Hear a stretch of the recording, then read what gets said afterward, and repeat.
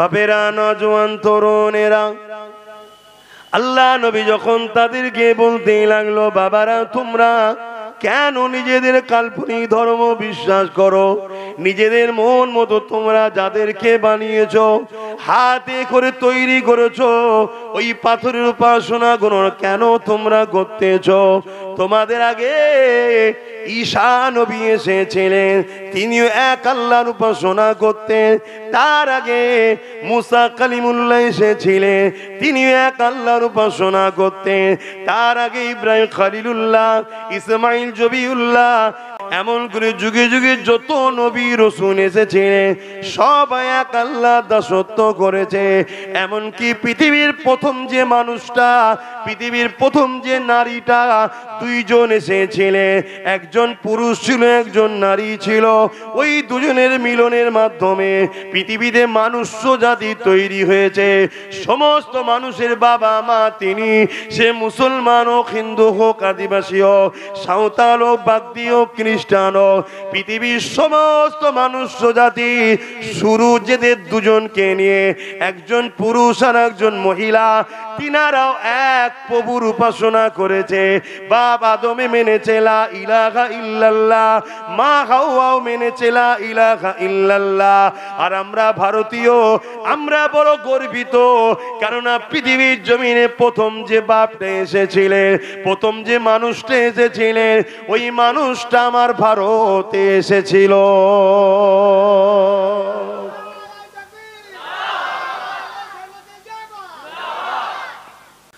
আল্লাহ নবী যখন এই দাওয়াতটা দিল, নবী পাকের চতুর্দিকে হাজার হাজার মানুষ যারা দাঁড়িয়েছিল, তারা সবাই কিন্তু 360টা খোদা মানত, এক সৃষ্টিকর্তাকে কেউ মানত না। আল্লাহ নবী তাদের সামনে তরোয়াল নিয়ে যদি দাঁড়িয়ে এই কথাটা বলতো, বলুন তো ভাই, এটা কি কখনো সম্ভব হতো বেঁচে থাকা? আমি বাস্তবটা বুঝাচ্ছি, না কেউ এরকম বাস্তব করতে যাবে?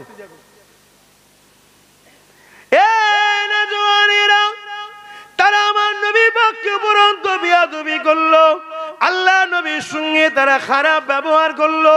আল্লাহ নবীকে বলতে লাগলো, মুহাম্মদ 40 বছর ধরে তোমাকে দেখছি, তুমি কখনো কারো সঙ্গে ঝগড়া করো না, কখনো মিথ্যা কথা বলো না, কখনো আমানত খেয়ানত করো না, কখনো তুমি গল্প গুজব ঠাট্টি আর কিও করো না।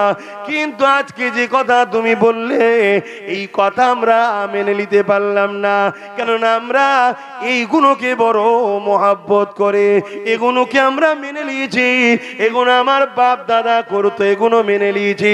এই 360টা পাথরের খোদা, এগুলোকে আমরা ছাড়তে পারলাম না। আল্লাহ নবী বললেন, তোমরা তো বললে আমি কখনো মিথ্যা বলিনি। তারা আবার বলতে লাগলো, হ্যাঁ মুহাম্মদ তুমি কখনো মিথ্যা বলোনি। আল্লাহ নবী বলছে, আজকে যদি আমি বলি ওই পাহাড়ের পিছন দিকে একদল লোক দাঁড়িয়ে আছে, তোমাদের উপরে হামলা করবে, তোমরা কি মেনে নেবে? তারা বলেছিল, হ্যাঁ মেনে নেব। আল্লাহ নবী বললেন, দেখুনি তো মানবে কেন? ওই সময় তারা বলল, মুহাম্মদ তুমি কখনোই মিথ্যা বলোনি, তাই তোমার কথা মেনে নেব। আল্লাহ নবী বললেন, সবটা তোমরা মেনে নিচ্ছ, তাহলে কেন তোমরা মেনে নিতে পারছো না লা ইলাহা ইল্লাল্লাহ, এক আল্লাহ ছাড়া কোনো প্রভু নেই, কোনো মালিক নেই, কোনো ইলাহা নাই, আমি মুহাম্মদ রাসূলকে তিনি পাঠিয়েছে তোমাদের ঘরে সৃষ্টিকর্তাকে চেনাবার জন্য। তোমরা ঈসা নবী চলে যাবার পর তোমাদের কাছে নায়ের দাওয়াত কেউ দিবার ছিল না। এই সুযোগে মানবরূপী কিছু পশু নিজেদেরকে খোদা বানাবার জন্য এক আল্লাহ থেকে সরিয়ে দিয়ে তোমাদের ঘরে নকল নকল খোদা দিয়ে দিয়েছে। একটা দুটো তিনটে সময়ের 100 বছর 3 বছর যেতে যেতে নকল নকল খোদার সংখ্যা বাড়তে লেগেছে।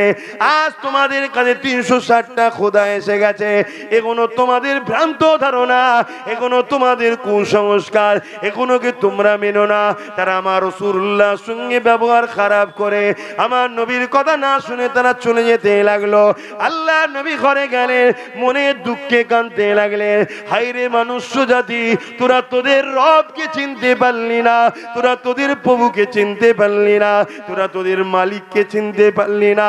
আল্লাহ নবীর এই খবরটা মনে দুঃখে কাঁদতে লেগেছে এবং নবী যেই প্রচারটা করেছে এই খবরটা তৎকালীন সময় ক্ষমতাশালী শাসক আবু জিল উতবা সাইবার কাছে পৌঁছে গেল।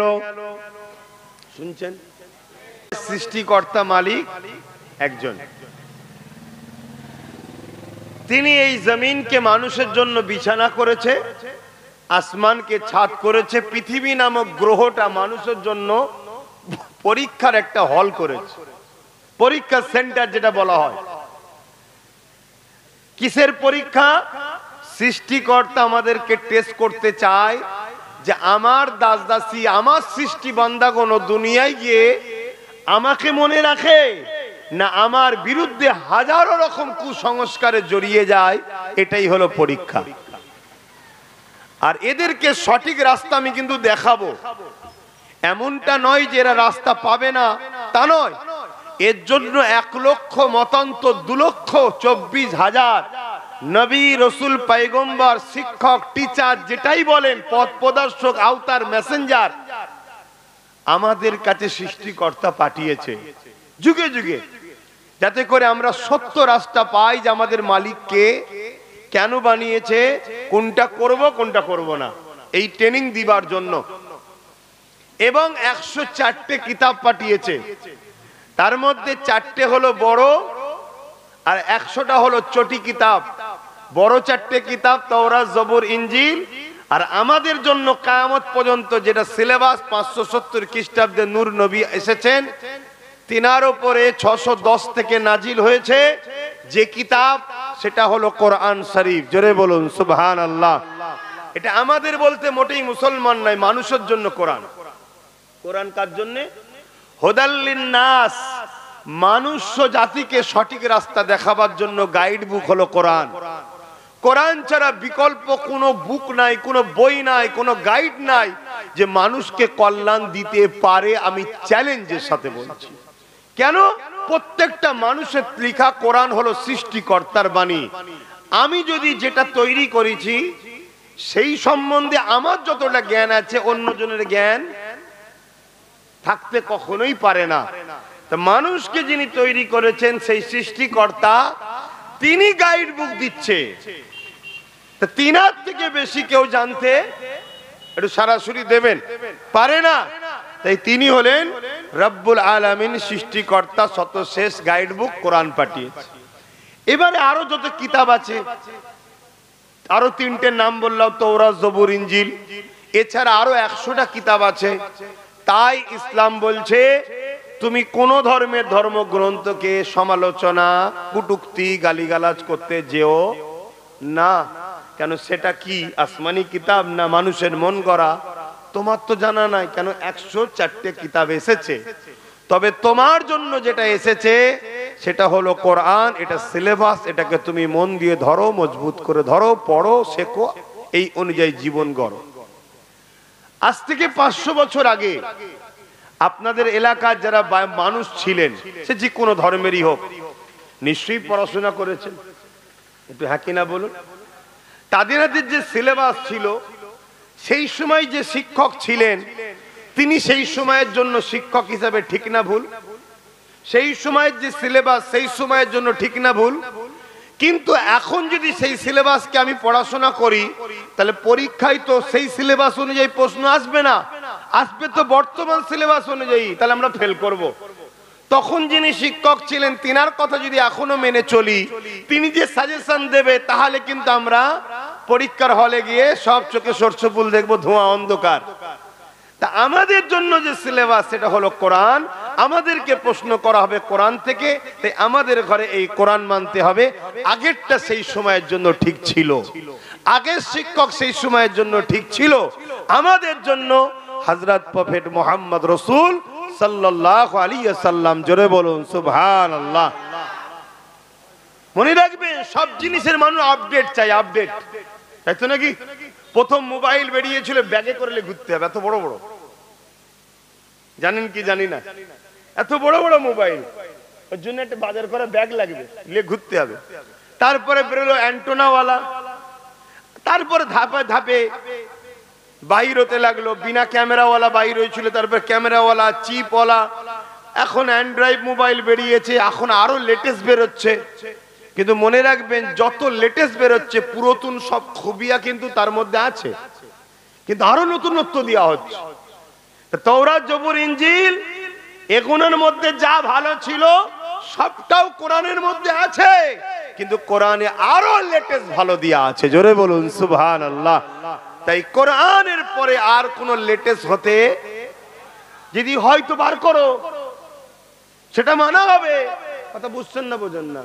যদি বলেন হুজুর কি বলছেন, কোরআন তো শেষ, কোরআন, কোরআনের পথে কোনো কিতাব আসবে না। আরে যখন লেটেস্টই আসবে না তাহলে মানা হবে না? আল্লাহ তো কোরআনে চ্যালেঞ্জ দিয়েছে, তোমাদের যদি মনে হয় কোরআন মানুষের কথা, সৃষ্টিকর্তার বাণী নয়, তাহলে চলো তোমরা আল্লাহ ছাড়া পৃথিবীর সবাইকে এক জায়গায় করো, করে কোরআনের নাই একটা কিতাব লিখে দেখাও। আল্লাহ চ্যালেঞ্জ দিয়েছে না, দেয়নি? যারা আজকে বলছে কোরআন মুহাম্মদ সাল্লাল্লাহু আলাইহি ওয়াসাল্লাম লিখেছে, তারাই আবার বলছে মুহাম্মদ সাল্লাল্লাহু আলাইহি ওয়াসাল্লাম নাকি অক্ষর জ্ঞান জানতো না, লিখতে জানতো না, পড়তে জানতো না। এক মুখে কত রকম কথা বলে। যাক, শিক্ষার অভাব, যোগ্যতা হীনতায় ভুগছে। শুধু মানুষ দেখলে হয় না, দুটো হাত পশুরও আছে, দুটো পা পশুরও আছে, দুটো চোখ পশুরও আছে, দুটো কান পশুরও আছে। পশুও খায়, পশুও ঘুমায়, পশুও কাঁদে, পশুরও সংসার আছে, তাদেরও সবকিছু জীবন যাপন আছে, সন্তান বাচ্চা সব হয়। এতে মানুষ আর পশুর মধ্যে পার্থক্য কিছু নয়। মানুষ আর পশুর মধ্যে পার্থক্য করতে গেলে মনুষ্যত্বটাকে ঠিক করতে হবে। তুমি তোমার রবকে চিনলে না, তুমি তোমার প্রভুকে চিনলে না, চিনতে যদি না পারলে তাও ভালো, আবার প্রভুর কিতাবের সঙ্গে তুমি বিদ্রুপ করছো, জানতে হবে তুমি একটা সূরাতে সকলে মানুষ, কিন্তু হাকিকাতে তুমি একটা, এক একটা পশু এক এক ধরনের দেখতে হয় না, এই পশুটাকে বলা হয় মানব রূপী পশু। বুঝতে পারছেন তো নাকি? হ্যাঁ, লাস্টে আমার আল্লাহ বলছে তোমরা কোরআনের না একটা কোরআন তো পারবে না জানি, একটা ছোট সূরা তৈরি করো। তারপরে আবার আল্লাহ নিজে বলছে সূরাও পারবে না, একটা আয়াত তৈরি করে দেখাও। ১৫০০ বছর ধরে এই কোরআনের চ্যালেঞ্জ চলে আসছে পৃথিবীতে। পৃথিবী বিখ্যাত যারা ধনী, ভারত বিখ্যাত নয়। আমার কথা শুনছেন তো? গাড়ি রাস্তা দিয়ে যাবে, ওটা যাওয়ার জন্যই রাস্তা করা হয়েছে। আমাদের অন্যরকম স্টাইলে চললে হবে না।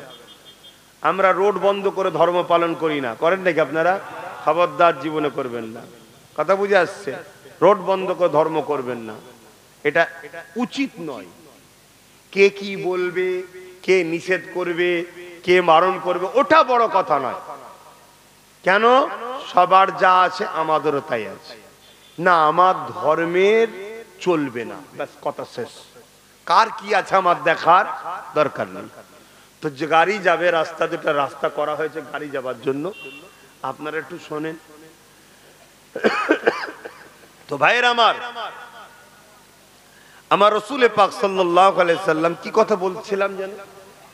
একটা ছোট্ট সূরা, একটা আয়াত করে দেখাও। পৃথিবী বিখ্যাত যারা ধনী, এই শিক্ষিত পৃথিবী, এই মোবাইল পড়, আমার কাছেও আছে, দেখাতে হবে না। পৃথিবী বিখ্যাত যারা শিক্ষিত, ভারত বিখ্যাত নয়, পৃথিবী বিখ্যাত যারা শিক্ষিত,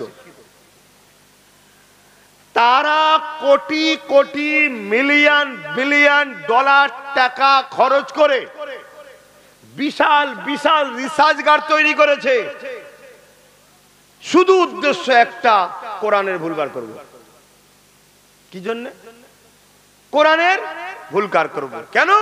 পৃথিবীতে একটাই কিতাব আছে যে কিতাব পড়ার আগে বলছে জালিকাল কিতাব লা রাইবা ফি, পড়বি পড়ে আগে বিশ্বাস রাখ এটা সেই কিতাব যার মধ্যে ভুল তো দূরের কথা, কোনো সন্দেহ নাই। জোরে বলুন সুবহানাল্লাহ, আরো জোরে বলুন।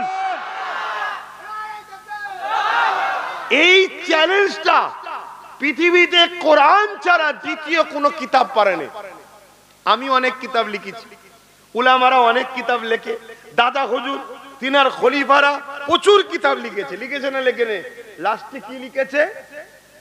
ভুল হলে ধরিয়া দেবেন, অনুরোধ করছি, পরে সংকলনে ভুল সংশোধন করে দেওয়া হবে, ক্ষমা মার্জনা করিবেন। কি লিখতে হয় না? এটা সবাইকে লিখতে হয়েছে। আর একটা কথা বলি, সময়ের সাথে সাথে মানুষের ডিমান্ড পূরণ করতে গিয়ে পৃথিবীতে প্রত্যেকটা কিতাবকে চেঞ্জ করতে হয়েছে, সংযোজন করতে হয়েছে, সংশোধন করতে হয়েছে, তার মধ্যে পাল্টাতে হয়েছে।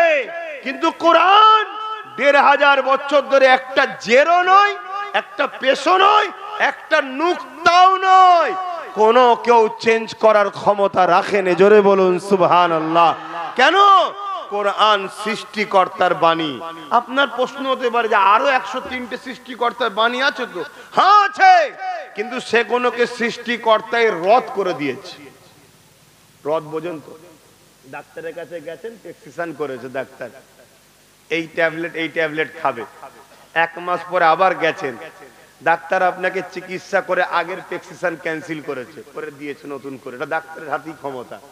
তো সৃষ্টিকর্তা মানুষ্য জাতির জন্য আরো 103টে যে পাঠিয়েছিল সেগুলো সব রদ করে প্রফেট মুহাম্মদ সাল্লাল্লাহু আলাইহি ওয়াসাল্লামের উপরে সর্বশেষ চূড়ান্ত ফয়সালা আসমানি কিতাব পাঠিয়ে বলেছে কিয়ামত পর্যন্ত এই প্রেসক্রিপশন শেষ, এরপরে আর রদ করতে হবে না। পৃথিবীতে যার যা সমস্যা আছে, যত সমস্যা আসবে, সব সমাধান কোরআন দেবে। জোরে বলুন সুবহানাল্লাহ, আরো জোরে বলুন। এমন ভাবে প্রেসক্রিপশন করে দিয়েছে, যে ভাষা আপনি বুঝবেন তাই বলছি, এমন ভাবে সৃষ্টিকর্তা গাইড লিখে দিয়েছে। 1500 বছর আগে এসছে, আজকের দিনে কার কি সমস্যা বলুন, তার সমাধান আপনার কোর্ট না দিতে পারে, জেলা না দিতে পারে, প্রশাসন না দিতে পারে, মুফতি দিতে না পারে, মৌলানা দিতে না পারে, তার শিক্ষা কম হতে পারে, সব জায়গা দিতে না পারে। কোরআনের কাছে চলো, জ্ঞানীদেরকে রিসার্চ করো। কোরআন বলছে আসো, সবাই দরজা বন্ধ করে দিতে পারে, আমি কোরআন দরজা খুলে ওয়েলকাম জানাচ্ছি। তোমার সংসার জীবনে, অর্থনৈতিক জীবনে, রাজনীতির জীবনে, পরিবার নীতির জীবনে, রাষ্ট্র জীবনে, তোমার সামাজিক জীবনে, এডুকেশন জীবনে, স্বাস্থ্য জীবনে, তোমার যা সমাধান আছে, সমস্যা আছে, আসো। কেউ না দিতে পারে, আমি কোরআন তোমার সমস্যা সমাধান করব। জোরে বলুন সুবহানাল্লাহ, আরো জোরে বলুন সুবহানাল্লাহ। কেন? কোরআন যিনি লিখেছেন, কোরআন যিনি পাঠিয়েছেন, কোরআন যিনের বাণী, কোরআন হলো কোনো কিতাব নয়, কালামুল্লাহ, যিনার কথা, তিনি হলেন কুল কায়নাতের একমাত্র সৃষ্টিকর্তা। তিনি জানেন না? জানেন না? আজ থেকে পৃথিবী কত বছর থাকবে আমি জানি না, তিনি জানে। যত বছর থাকবে, কি ঘটবে, কি সমস্যা আসবে, কি হতে পারে, সব তিনি জানেন না? জানেন না? তার সমাধান তিনি করে আমার নূর নবীর উপরে নাজিল করেছে, পাঠিয়েছে মানুষের জন্য গাইড বুক হিসাবে। কথা বুঝে আসছে? সেই কোরআনকে রিসার্চ করার জন্য crore crore million billion dollar টাকা খরচ হচ্ছে, শুধু একটা ভুল বার করবে।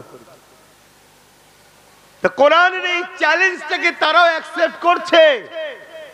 কিন্তু খুশির বিষয়, কোরআন মাননেওয়ালাদের কাছে গর্বের বিষয়, 20 বছর, 30 বছর, 40 বছর ধরে রিসার্চ করার পর পৃথিবী বিখ্যাত বিখ্যাত শিক্ষিত গুলো বলছে যে একটা ভুল পেয়েছি, একটা ভুল পেয়েছি। পুরো মিডিয়া, পৃথিবীর মিডিয়া যে হাজির, বলুন বলুন বলুন বলুন, মানে শগুন যেমন চেয়ে থাকে কবে ভাগাড়ে পড়বে, চেয়ে থাকে, ভুল পেয়েছে কোরআনের। তো বলুন, বলছে না কোরআনের নয়, তাহলে বলছে আমার। কি?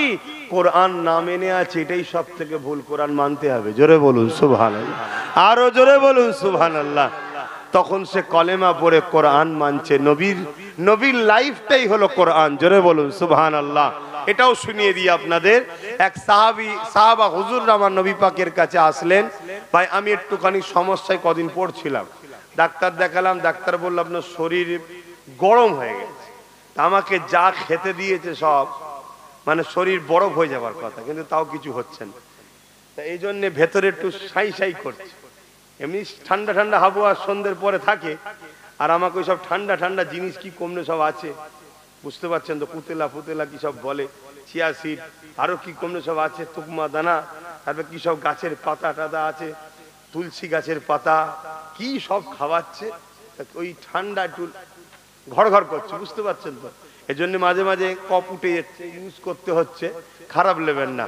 তাই আমি একটু কথা বলছি, একটু মন দিয়ে শোনেন ভাই, একটু মন দিয়ে শুনছেন তো সবাই? তো ভাইয়ের আমার কি কথা বলছিলাম, হ্যাঁ, কয়েকজন সাহাবী আমার রসুলের, আমার নবী পাক সাল্লাল্লাহু আলাইহি ওয়াসাল্লাম সম্বন্ধে আম্মাজান আয়েশা সিদ্দিকা হুজুরকে জিজ্ঞেস করছেন পর্দার আড়াল থেকে, আম্মাজান আমাদের নবী কেমন ছিলেন, আমাদের নবী কেমন ছিলেন? আম্মাজান আয়েশা হুজুর বলছেন কেন? বলছে আমরা চিনতে পারছি না। আম্মাজান বললেন কেন তোমরা কোরআন পড়ো না? জি পড়ি।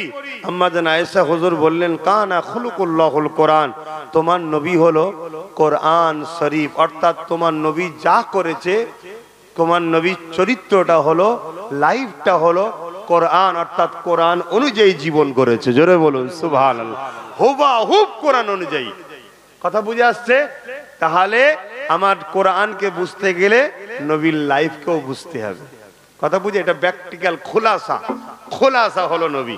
তো যাক, জি কথা বলছিলাম, তাহলে কোরআনের বিরুদ্ধে আজ থেকে লোক ভাই, জোরে বলুন, জোরে বলুন। কিন্তু এতদিন যারা লড়াই করেছে তারা crore crore million billion dollar টাকা খরচ করে রিসার্চ করেছে। রিসার্চ করে এক একজন শিক্ষিতকে, কাউকে 1 কোটি, কাউকে 10 কোটি, কাউকে 20 কোটি, কাউকে 50 কোটি, কাউকে 1000 কোটি করে মাইনে দিয়ে পুষে কোরআনের ভুল বার করার জন্য চেষ্টা পৃথিবী চালিয়েছে। কিন্তু তারাই একদিন ইমানের কালেমা পড়ে আল্লাহ রসুল ও কোরআন ও আল্লাহর প্রেমিক হয়ে গেছে। জোরে বলুন সুবহানাল্লাহ। তারা দেখছে এই কোরআনের ভুল খুঁজে আর হবে না, কেন এতে ভুল নাই, ভুল আর বেরোবে না। তো এক কাজ কর, ওই টাকা কোরআনের রিসার্চের পিছনে লাগিয়ে যাদেরকে দিয়ে রিসার্চ করাচ্ছি তারাই তো কোরআনের প্রেমিক হচ্ছে। এক কাজ কর, শিক্ষিত ছেড়ে দিয়ে এবারে ওই টাকা মূর্খদের পিছনে লাগা।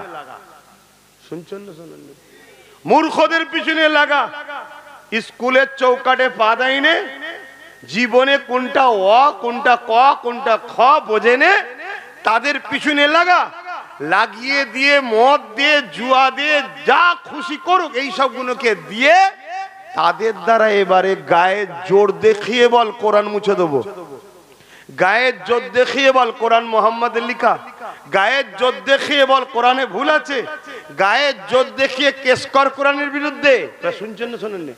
মানে ফুল পাগলা কুকুর টাইপের হয়ে গেছে এবারে। আমার ভাষা খারাপ লাগছে নাকি? হ্যাঁ, মানে আর কোনো দিশা খুঁজে পাচ্ছেন এবারে।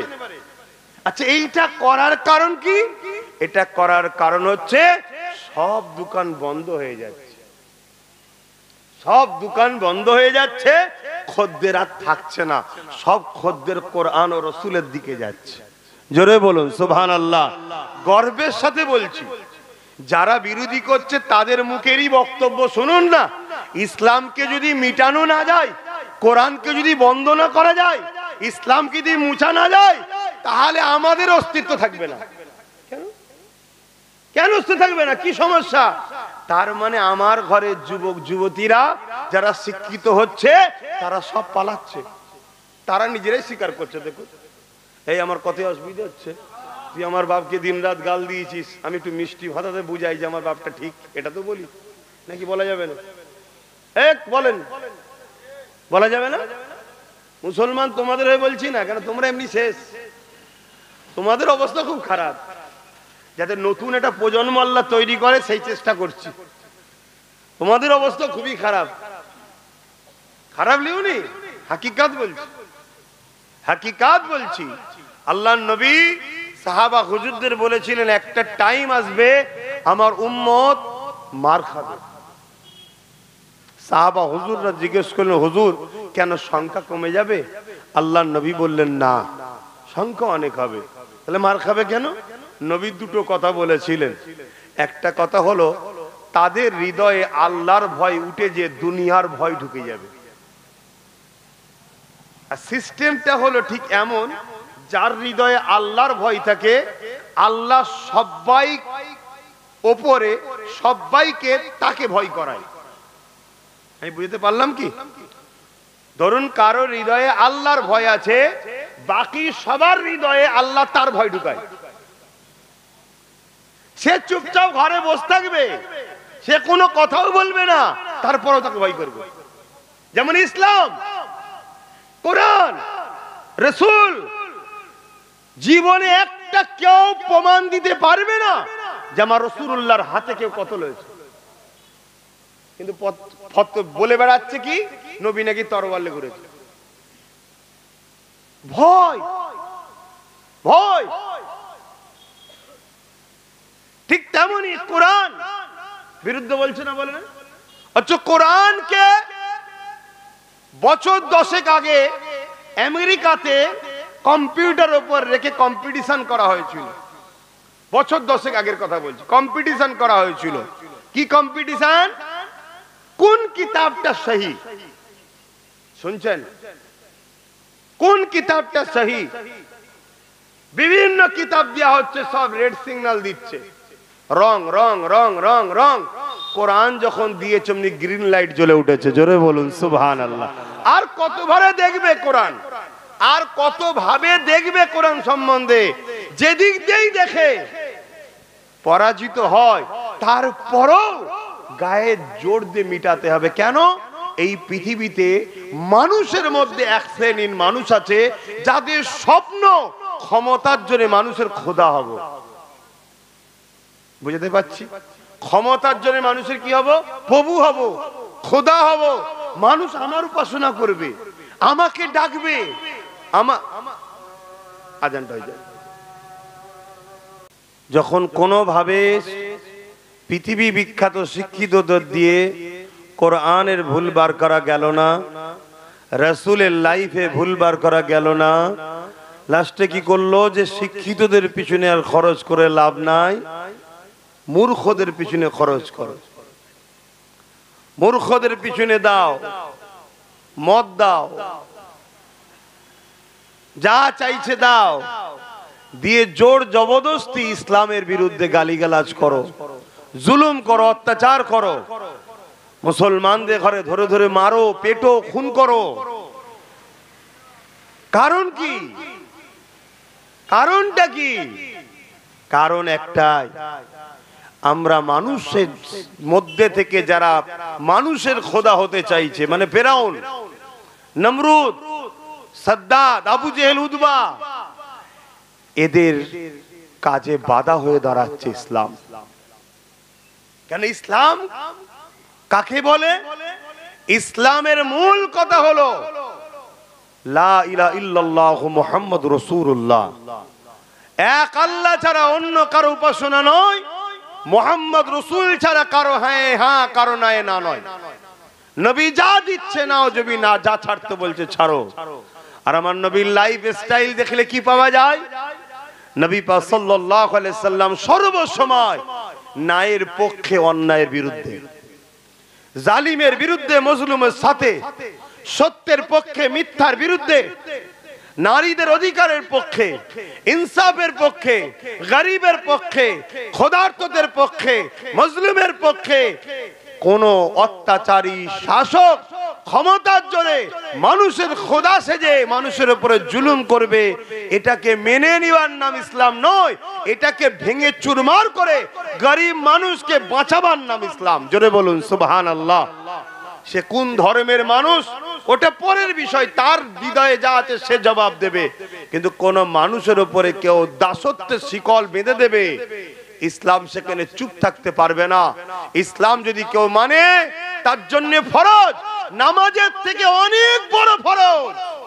আমি চ্যালেঞ্জের সাথে মাইকে মুখ দিয়ে বলছি, রেকর্ড হচ্ছে, আমাদেরকে তো ভুল রাস্তায় নিয়ে যাওয়া হচ্ছে, আমাদের ঘরে গুমরা বানানো হয়েছে একদল মুনাফিক বুলা আমাদের দ্বারা। আজকে এই সমাজ ধ্বংসের কারণে, এই কারণে এই সমাজ অন্যায়ের প্রতিবাদ করতে ভুলে গেছে, এই সমাজ ভাষা হারিয়ে ফেলেছে, এই সমাজের হৃদয়ে গরিবের দরদি কমে গেছে, এই সমাজ অন্যায় দেখে মাথা হ্যাট করে ঘরে ঢুকা লোক হয়েছে, এই সমাজ অন্যায় থেকে পালাতে চাইছে।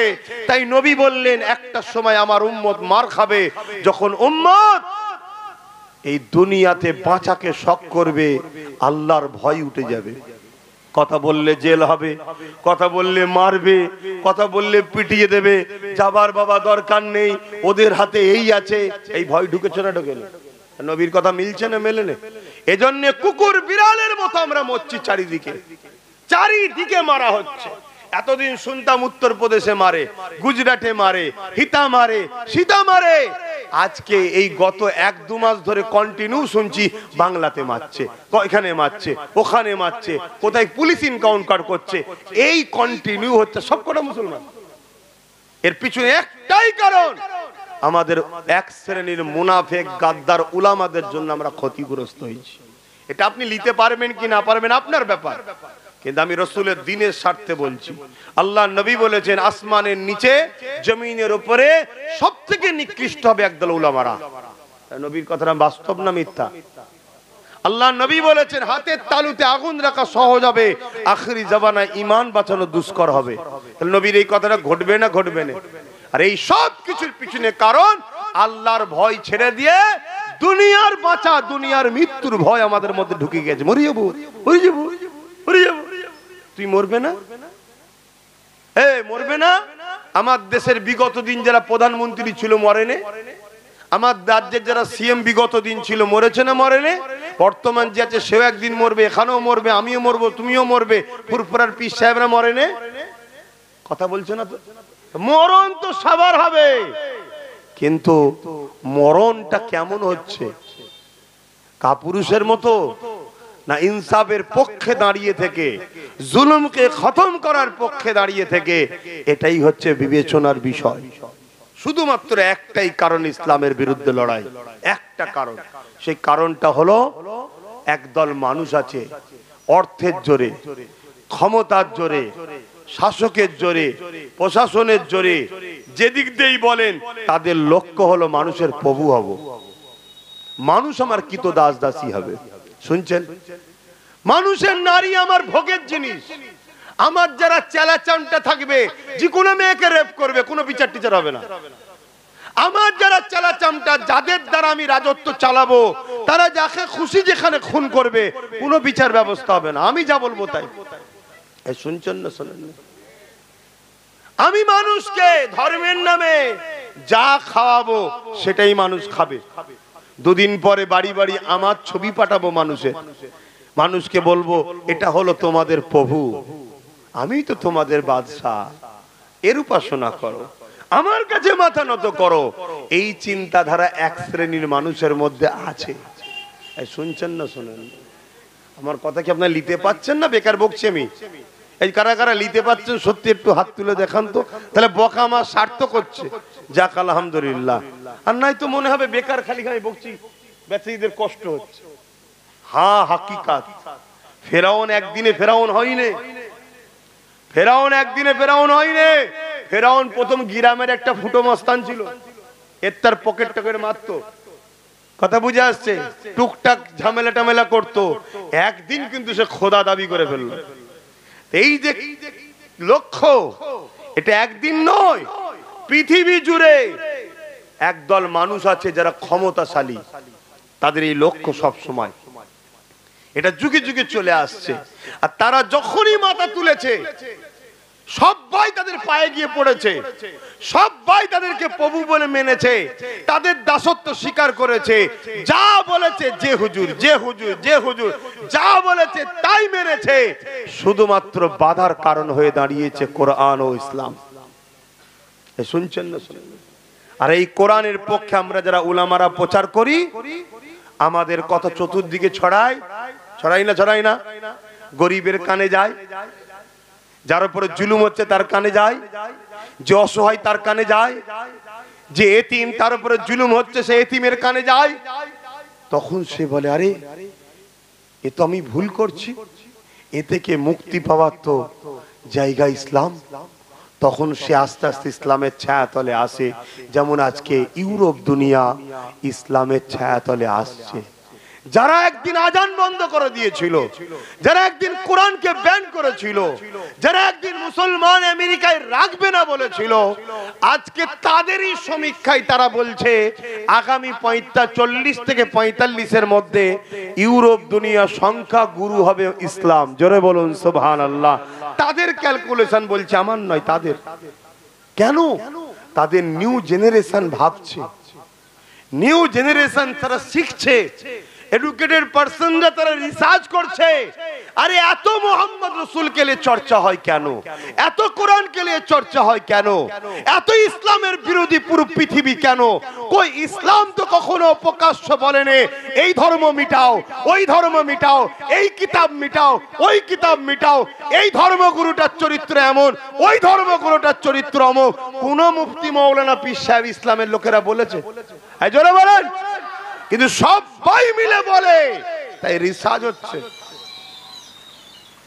আরে খুশবুর একটা বৈশিষ্ট্য আছে, খুশবুর একটা বৈশিষ্ট্য আছে, আমি মেকেছি কিন্তু উপকার আপনারও হয়। কে?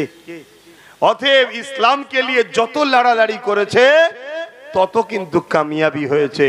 তা আমার দেশে তো আজকে ইসলামের বিরুদ্ধে যে ষড়যন্ত্র চালাচ্ছে একদল ব্যক্তি, এতে আমার দুটো কথা, একটা দুঃখ লাগছে আর একটা কিন্তু খুশি লাগছে। যদি বলেন দুঃখটা কি? দুঃখটা হলো আমরা যারা মুসলমান আছি, আমরা এই ঝড়ের সামনে দাঁড়াতে পারবো না। আমি বলছি পারবো না। যদি বলেন কেন? এর কি কোনো উপায় নেই? হ্যাঁ উপায় আছে, সেটা যদি করতে পারি তাহলে দাঁড়াতে পারবো, আর নাই পারবো না। সেই উপায়টা কি? আর দাঁড়াতে পারবো না কেন? দাঁড়াতে পারবো না একটাই কারণ, আমরা 2 নম্বর মুনাফেক, গাদ্দার, দুশ্মনের নবী, গুস্তাকে নবী উলামাদের হাতের খোরাক হয়ে গেছি। গাদ্দারদের ঝুলিতে আমরা পড়ে গেছি। কথা শুনছেন? যারা আমাদেরকে বলে খবরদার ওসব তোমরা নামাজ রোজা দাঁড়িয়ে থাকো, কি হচ্ছে না হচ্ছে ওসব দেখার দরকার নেই, ও দেশকে সমাজ অন্যজনরা চালাবে, তোমাদের সব মাথা দিয়ে আল্লাহ আল্লাহ করো, আল্লাহ আল্লাহ করো, আল্লাহ আল্লাহ করো। আর হারামখোরগুলো সব নেতাদের সঙ্গে বসে টাকা লেনদেন করে। এই সব হারামখোর গাদ্দার মৌলী সাহেবগুলো থেকে দূরে সরতে হবে, সরে নবীকে বেহদ মোহাব্বত করতে হবে, নবীকে প্যার করতে হবে। নবী হলো ঈমান, নবীর প্রেম মানে ঈমান প্রেম, আর ঈমান প্রেমে সিনার পাওয়ার। সিনার পাওয়ার ছাড়া পৃথিবীতে কখনো আমরা গেনার হইনি। আমরা যতবার গেনার হয়েছি সিনার পাওয়ারে, আল্লাহর সাহায্যে। জোরে বলুন সুবহানাল্লাহ। যদি নিতে পারেন নিয়ে নেন কথাটা। এই হচ্ছে একটা জিনিস তৈরি করতে পারলে দেখবেন আল্লাহর পক্ষ থেকে সাহায্য আসবে। যেমন কিছুদিন আগে একটা সাহায্য এলো, জানেন না? কারো মৃত্যুতে, কারো ক্ষতিতে আমি কিন্তু দুঃখ মানে খুশি নয়। কারো মৃত্যুতে, কারো ক্ষতিতে আমি খুশি নয়, কেন আমি ইসলামের অনুসারী, এটা উচিত নয়। সে আমার ঘোর দুশ্মনও যদি হয়, সে মারা গেলেও আনন্দ করা উচিত নয়। কেন? ইসলাম এটা আমাকে শিখায়নি। কিন্তু কোন একটা জায়গা থেকে এই দেশকে, গণতান্ত্রিক দেশ থেকে বিশেষ একটা ধর্মীয় দেশের ঘোষণা দিবার কথা ছিল। শুনছেন না শোনেননি? কিন্তু খোদার পক্ষ থেকে এমন মারে জড়িয়ে গেছে, ঘোষণা দিতে পারেন। বাকিটা আপনারা খুঁজে নেন। কথা বুঝছেন না বোঝেন না? বাকিটা খুঁজে নেন। তাহলে আল্লাহ সাহায্য করছে না করে না? কিন্তু আমাদেরকে বেশি করবে না। কেন? আমরা যদি আল্লাহর সঙ্গে ধোঁকাবাজি করি, নবী মুহাম্মদ সাল্লাল্লাহু আলাইহি ওয়াসাল্লামের দুশমন যদি হয়, কেন আল্লাহ সাহায্য করবে? তাহলে এখনো সময় আছে না নাই? কথা বলেন, আছে না নাই? আমি কি ওয়াজ করছি বুঝতে পারছেন তো? আপনাদের কষ্ট হচ্ছে? দুটো ঘটনা বলবো, কানে হাত দিয়ে শুনবেন। তাহলে বলুন, বলে দিয়ে চলে যায়, যা পারেন করকে যান। কেন? তোমাদেরকে বাঁচাতে গিয়ে আমার জানের রিস্ক হচ্ছে, তোমাদের হয়ে কাজ করতে গিয়ে আমার দুশ্মন ঘর ঘর তৈরি হচ্ছে, তোমাদের হয়ে কথা বলতে গিয়ে আমার সব আপন কোনো দুশ্মন হয়ে যাচ্ছে। অথচ সবাই আমায় অফার দিচ্ছে, ডায়ে বায়ে সবাই বলছে, কেন এত টেনশন, এত কেন ঘামাচ্ছেন? যারা পরিবর্তন হয় না ছেড়ে দেন না। আপনার কি লাগবে বলুন? আপনার কি লাগবে বলুন? নিজের লাইফ সেটিং করে নেন।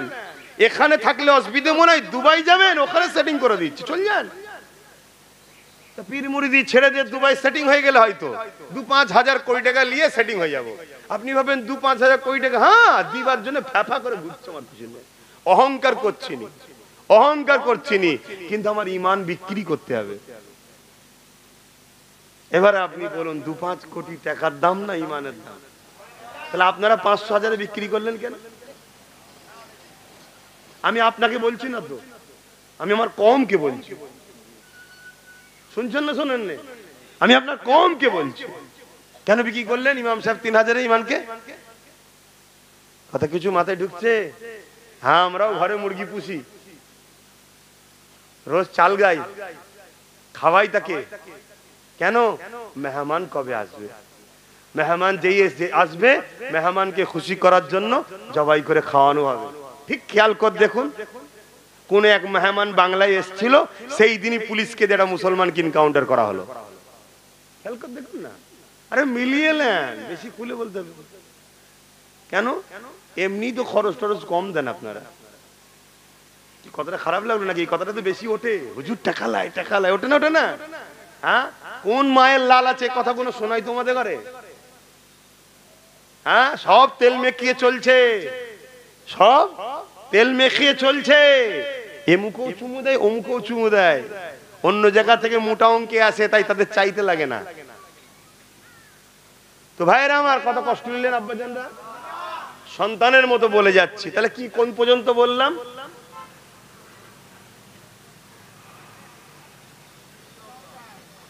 ইমানটাকে মজবুত করতে হবে।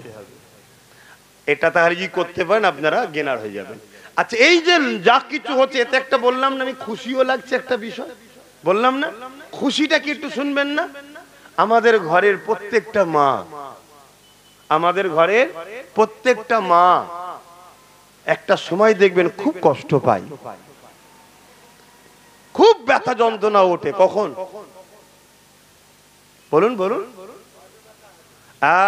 যখন ব্যথা যন্ত্রণা হয়, যন্ত্রণা হয়, যন্ত্রণা হয়, যন্ত্রণা হয়, দেখে বড় কষ্ট লাগে, কিন্তু একটা খুশিরও বিষয় আছে না? না, কথা বলুন, কথা বলুন। হ্যাঁ, একটা ফুটফুটে সন্তান আসবে।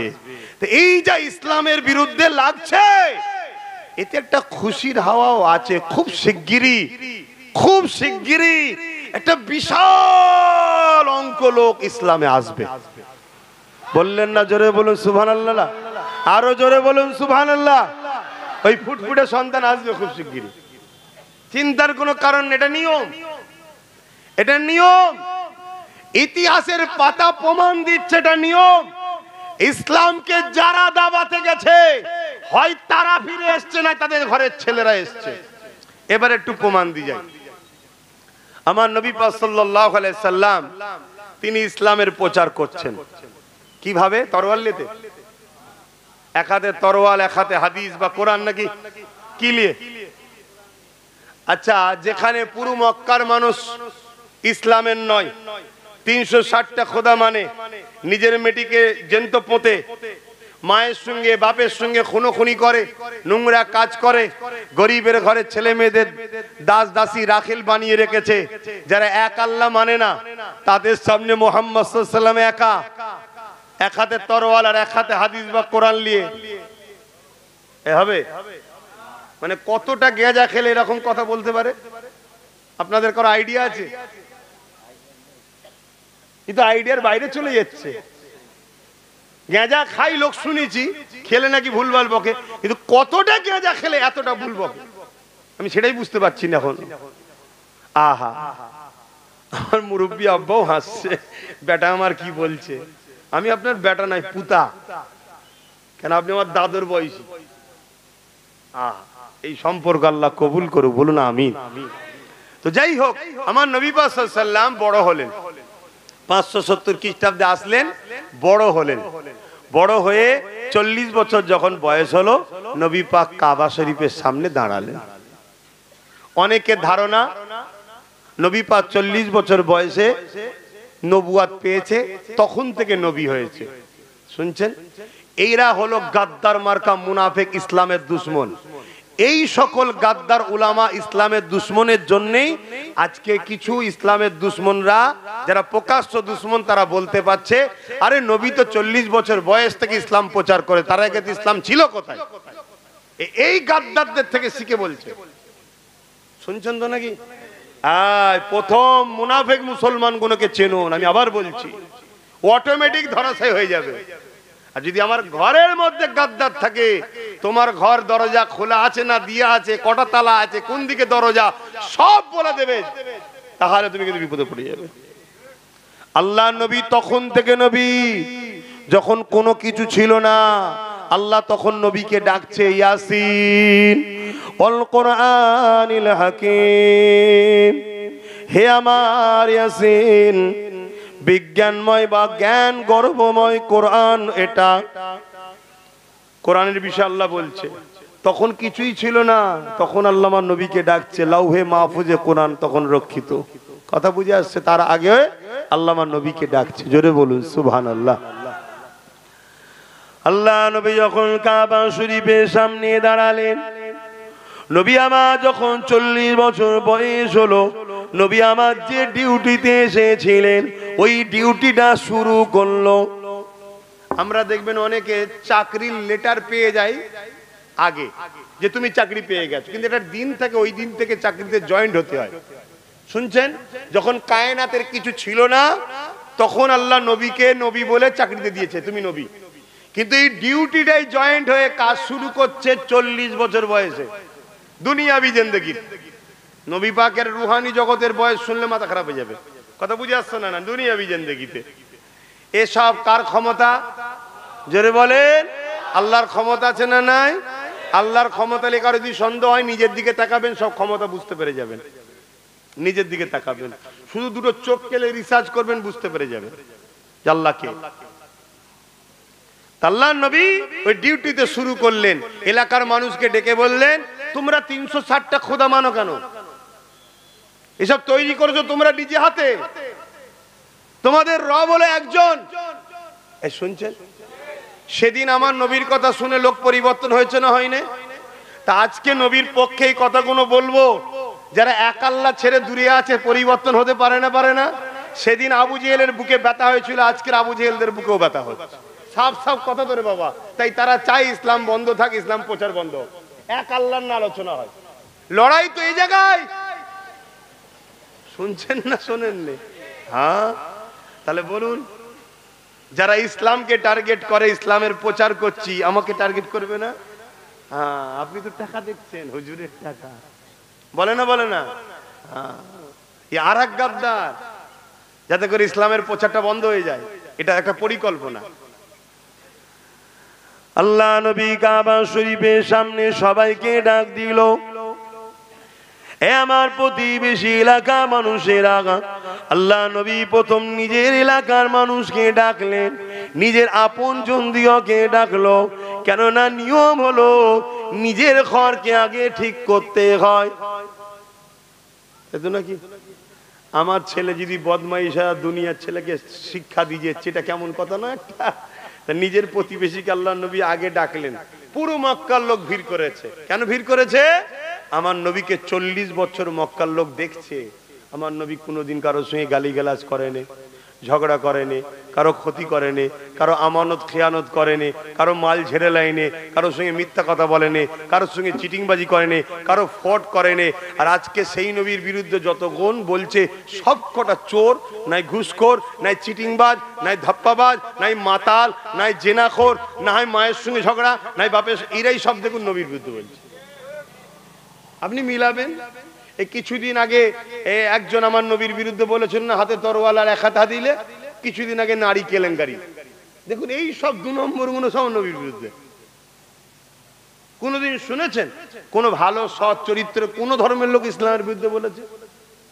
কোন অনেক মহামানুষীরা এসছে, অনেক ভিআইপি লোক আমার দেশে এসছে, তারা চলে গেছে, তাদের লাইফ স্টাইলে কোনদিন শুনেছেন তারা ইসলামের বিরুদ্ধে কথা বলেছে? তাদের কপালে হিদায়েত ছিল না, মানতে পারেনি। কেন? হিদায়েত আল্লাহ যাকে দেবে সে হিদায়েত হবে। মানতে পারেন না, আলাদা বিষয়, মানা না মানা আলাদা বিষয়, কিন্তু বিরোধী করেনি। আমার সুগার হয়ে যায়, মিষ্টি খেতে পাচ্ছি না, কপালে নেই, কিন্তু তা বলে মিষ্টিকে তো আর বলি না যে হারাম, মিষ্টির বদলাম তো করি না। এইরকম আগে অনেক ভালো ভালো মানুষ এসছে বহুত ধর্মে, কিন্তু কোন ধর্মের ভালো মানুষরা ইসলামের বিরুদ্ধে বলেনি। দেখুন শিক্ষা নেই, মাতাল, মদখোর, চরিত্রহীন, জালিম, মাকে পেটে বাপকে পেটে রাত্রিরে ভাঙ খেয়ে পড়ে থাকে, মদ খেয়ে পড়ে থাকে, এর দৌড় ঠেলে, ওর আল কাটে, এর পকেটে মারে, এর ছিনতাই করে, চিটিংবাজি করে। এই সব যত ক্যারেক্টারের লোকগুলো সব দেখুন। আর এদের পিছনে কারা করছে? ওই যারা জ্ঞানীদের যে কোরআনের ভুল বার করতে গেছিল তারা এখন এদের পিছনে টাকা লেগেছে। তোরা এক কাজ করে, এই কর, করে পেটাপিটি কর, মারপিট কর, যাতে করে মুসলমানরা মাথা গরম করবে, করে মারপিটে নামবে, আর আমরা অমনি ফোর্স পাঠিয়ে দিয়ে সব তুলিয়ে এনকাউন্টার করবো। কেন? ক্ষমতা তো আমাদের হাতে। রাজ ক্ষমতা কাদের হাতে? কথা বলছে না তো? ইসলামের পক্ষে না ইসলামের দুশ্মনের পক্ষে? কত সাহস করে বলতে পারে না? কেন্দ্রে যে সরকার বসে ইসলামের পক্ষে, ক্ষমতা তোর হাতে। আমার রাজ্যে যে আছে ইসলামের পক্ষে, এই সাহস করে বলতে পারছে না, তো ক্ষমতা তোর হাতে। আর দিল কারা? শুধু তোমাদের দোষ নয়, গাদ্দার, মলিশা, মুনাফেক গুলো তোমাদেরকে বুঝিয়ে দিয়েছে না, দেয় না?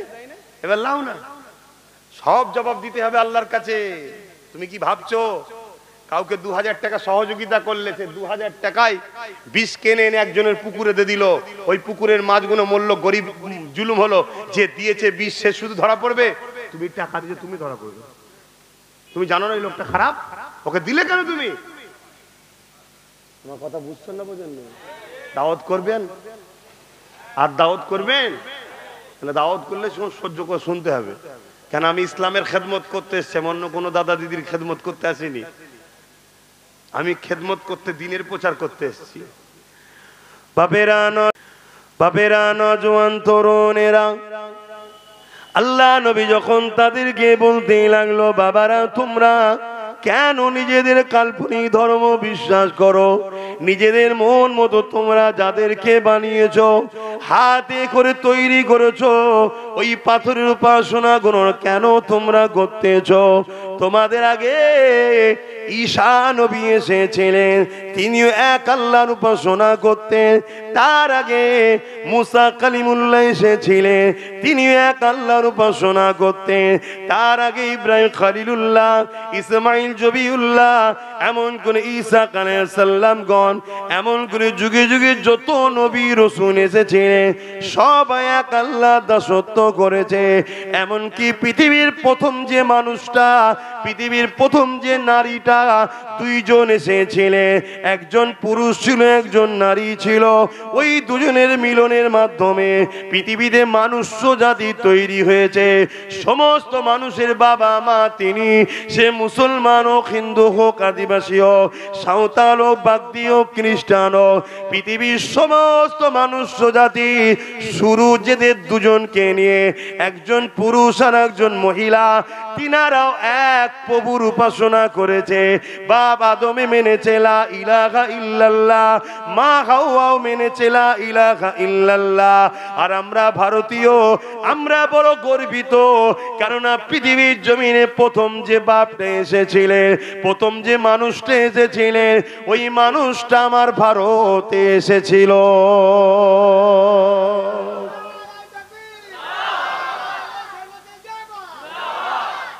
তাহলে আব্বা কোথায় এসেছিলেন? ভারতবর্ষে। বলুন, ভারতবর্ষে। তাহলে এই ভারত কলেমা পড়া ওয়ালার দেশ, বাপ আদমের দেশ। শুনছেন তো নাকি? এই শুনছেন? একত্ববাদ মাননে ওয়ালা আব্বার দেশ। হ্যাঁ জানি, আমার বাপের সবাই ছেলে, তা বাপের জমিনে সবাই থাকবে, সে আল্লাহ মানুক চাই না মানুক। শুনছেন না শোনেন না? বাপের বেটা, বাপের বেটা সবাই থাকবে। কি গো, আপনার 5টা ছেলে, 2টো ছেলে ভালো, 3টে ছেলে একটু খারাপ, আপনি 2টো ছেলেকে রাখেন, বাকি 3টে ছেলেকে বার করে দেন নাকি? বাপ হিসেবে তো সবাইকে রাখবেন। তথাপি এটা বাপ আদমের দেশ। এখানে সর্বপ্রথম জান্নাত থেকে যিনি এসেছিলেন আদম। গুগলকেও জিজ্ঞেস করুন, আদম। সবাই বলছে আদম, শুধু মাতাল মূর্খ বলছে না। আর আমাদের কিছু সেকুলার মার্কা বক্তা মলি সাহেব বেরিয়েছে, তারা সেকুলার করতে গিয়ে উল্টো পাল্টা বকছে। দেখেছেন কি জানি না সোশ্যাল মিডিয়ায়। তারাই তো আবার সমাজে বড় বড় সব ভিআইপি পদে বসে আছে। আমার মতো ছোটখাটো নয় তারা, তারা বিরাট ভিআইপি। আর তাদের কথা কি হাইলাইট বেশি করা হয়? খেয়াল করবেন, মাঝে মাঝে দেখবেন সব। আমি আপনাদেরকে আবার ঘুরি আরেকবার বলে যাচ্ছি, এ জায়গা থেকে বেঁচে আর একটাই রাস্তা, মোমেন নবীর প্রেমিক কোরাইশ খানদানের বাচ্চার নেতৃত্ব মানেন, সে ধর্মীয় হোক আর যে কোনো দিকে হোক, তাহলে কামিয়াবি হবে। আর না হয় কোনো মুনাফেক গাদ্দারের পাল্লায় পড়বেন, সে আপনাকে বরবাদ করে দেবে। বাপেরা, নওজোয়ান তরুণেরা, আল্লাহ নবী যখন এই মেসেজটা দিতে লাগলো, বাবারা তোমাদের সৃষ্টিকর্তাকে কি কখনো তোমরা দেখেছো? তারা বলল না দেখিনি। তাহলে তোমরা কেন প্রভু তৈরি করলে? আর তোমাদের প্রভু এত গুণ কে বললো? তারা বলতে লাগলো প্রভুর এটা আব্বা, প্রভুর এটা মা, এটা প্রভুর নানা, এটা নানি, এটা দাদা, এটা দাদি, পুরো গোষ্ঠী সমেত নাম বলে যাচ্ছে প্রভুর। শুনছো তো নাকি? এটা কন্যা, এটা ছেলে, এটা সুমন্দি, এটা ভাই।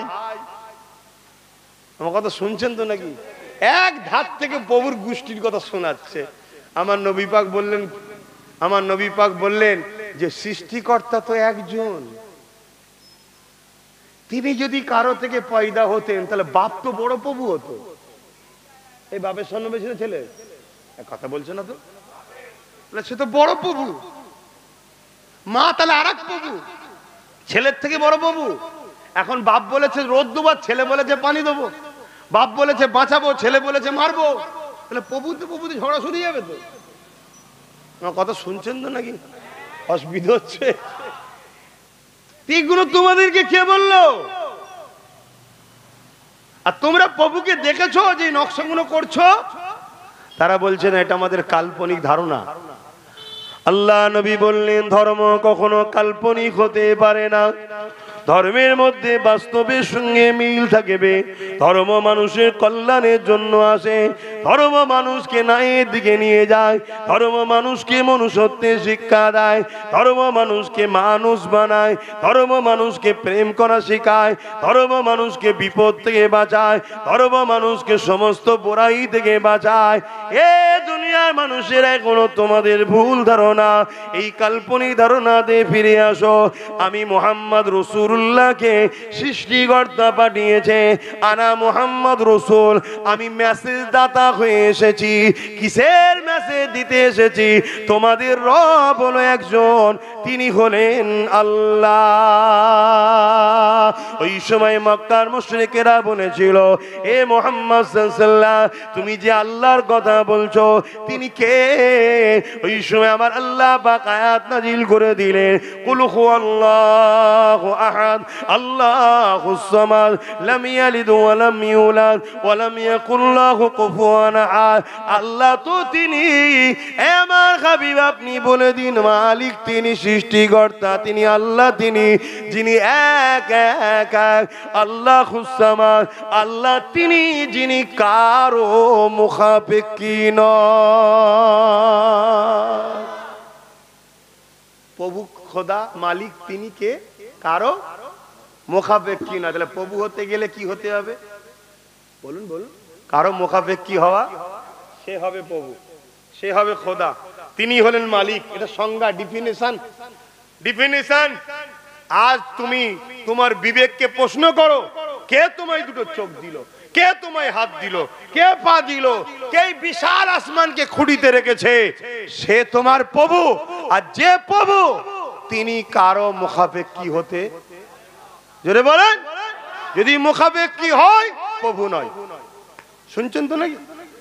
লাম ইয়ালিদ ওয়া লাম ইউলাদ, প্রভু তিনি যিনি কারো থেকে সৃষ্টি নয়, তিনার থেকেও কেউ সৃষ্টি নয়। এটা সৃষ্টিকর্তার সংজ্ঞা, ডিফিনিশন।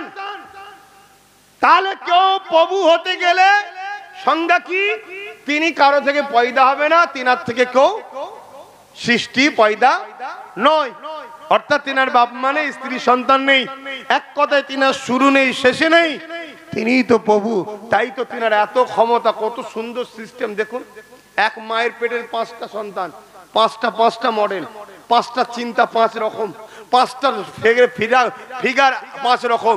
একটা মানুষের শরীরে দেখুন কত জায়গায় চুল রয়েছে, সব জায়গায় চুল বারে কাটে, এটা দেখুন রয়ে গেছে, হচ্ছে না। এই দেখুন মানুষের দাঁতের দিকে তাকান, কিভাবে দাঁতগুলো বাড়ছিল। একবার যেভাবে বাড়ছে, যদি না রুখতো একদিন জমিনের সঙ্গে গেঁথে যেত। দেখুন নিজেকে, এটা কে তৈরি করেছে? সৃষ্টিকর্তা। সৃষ্টিকর্তাকে যিনি এত সুন্দর তৈরি করেছে, তিনি কারো থেকে তৈরি হয়নি। শুনছেন তো নাকি? তিনি কারো থেকে, তিনি মালিক খোদ, তিনি খোদ মালিক। লাম ইয়ালিদ ওয়া লাম ইউলাদ। আমার নবী বুঝাচ্ছেন মক্কার মুশরিকদের ঘরে যে না, তিনি কারো থেকে তৈরি নয়, তিনার বাপ মা নেই, তিনার স্ত্রী সন্তান নেই, তোমরা এতগুলো করে ফেলেছো। ওয়ালাম ইয়াকুল্লাহু কুফুয়ান আহাদ। সৃষ্টিকর্তা তো তিনি, যিনি এক অদ্বিতীয়, তিনার সমকক্ষ কেউ নেই। শুনছেন তো নাকি? সৃষ্টিকর্তা সমকক্ষ কেউ হতে পারে? হতে পারে না। আল্লাহর নবী বুঝাতে লাগলেন। কি গো, তরোয়াল দিত? একটু কথা বলছো না তো? আল্লাহ নবী যখন এই দাওয়াতটা দিল, নবী পাকের চতুর্দিকে হাজার হাজার মানুষ যারা দাঁড়িয়ে ছিল, তারা সবাই কিন্তু 360টা খোদা মানত, এক সৃষ্টিকর্তাকে কেউ মানত না। আল্লাহ নবী তাদের সামনে তরোয়াল নিয়ে যদি দাঁড়িয়ে এই কথাটা বলতো, বলুন তো ভাই, এটা কি কখনো সম্ভব হতো বেঁচে থাকা? এই বাস্তবটা বুঝাচ্ছি না, কেউ এরম বাস্তব করতে যাবে?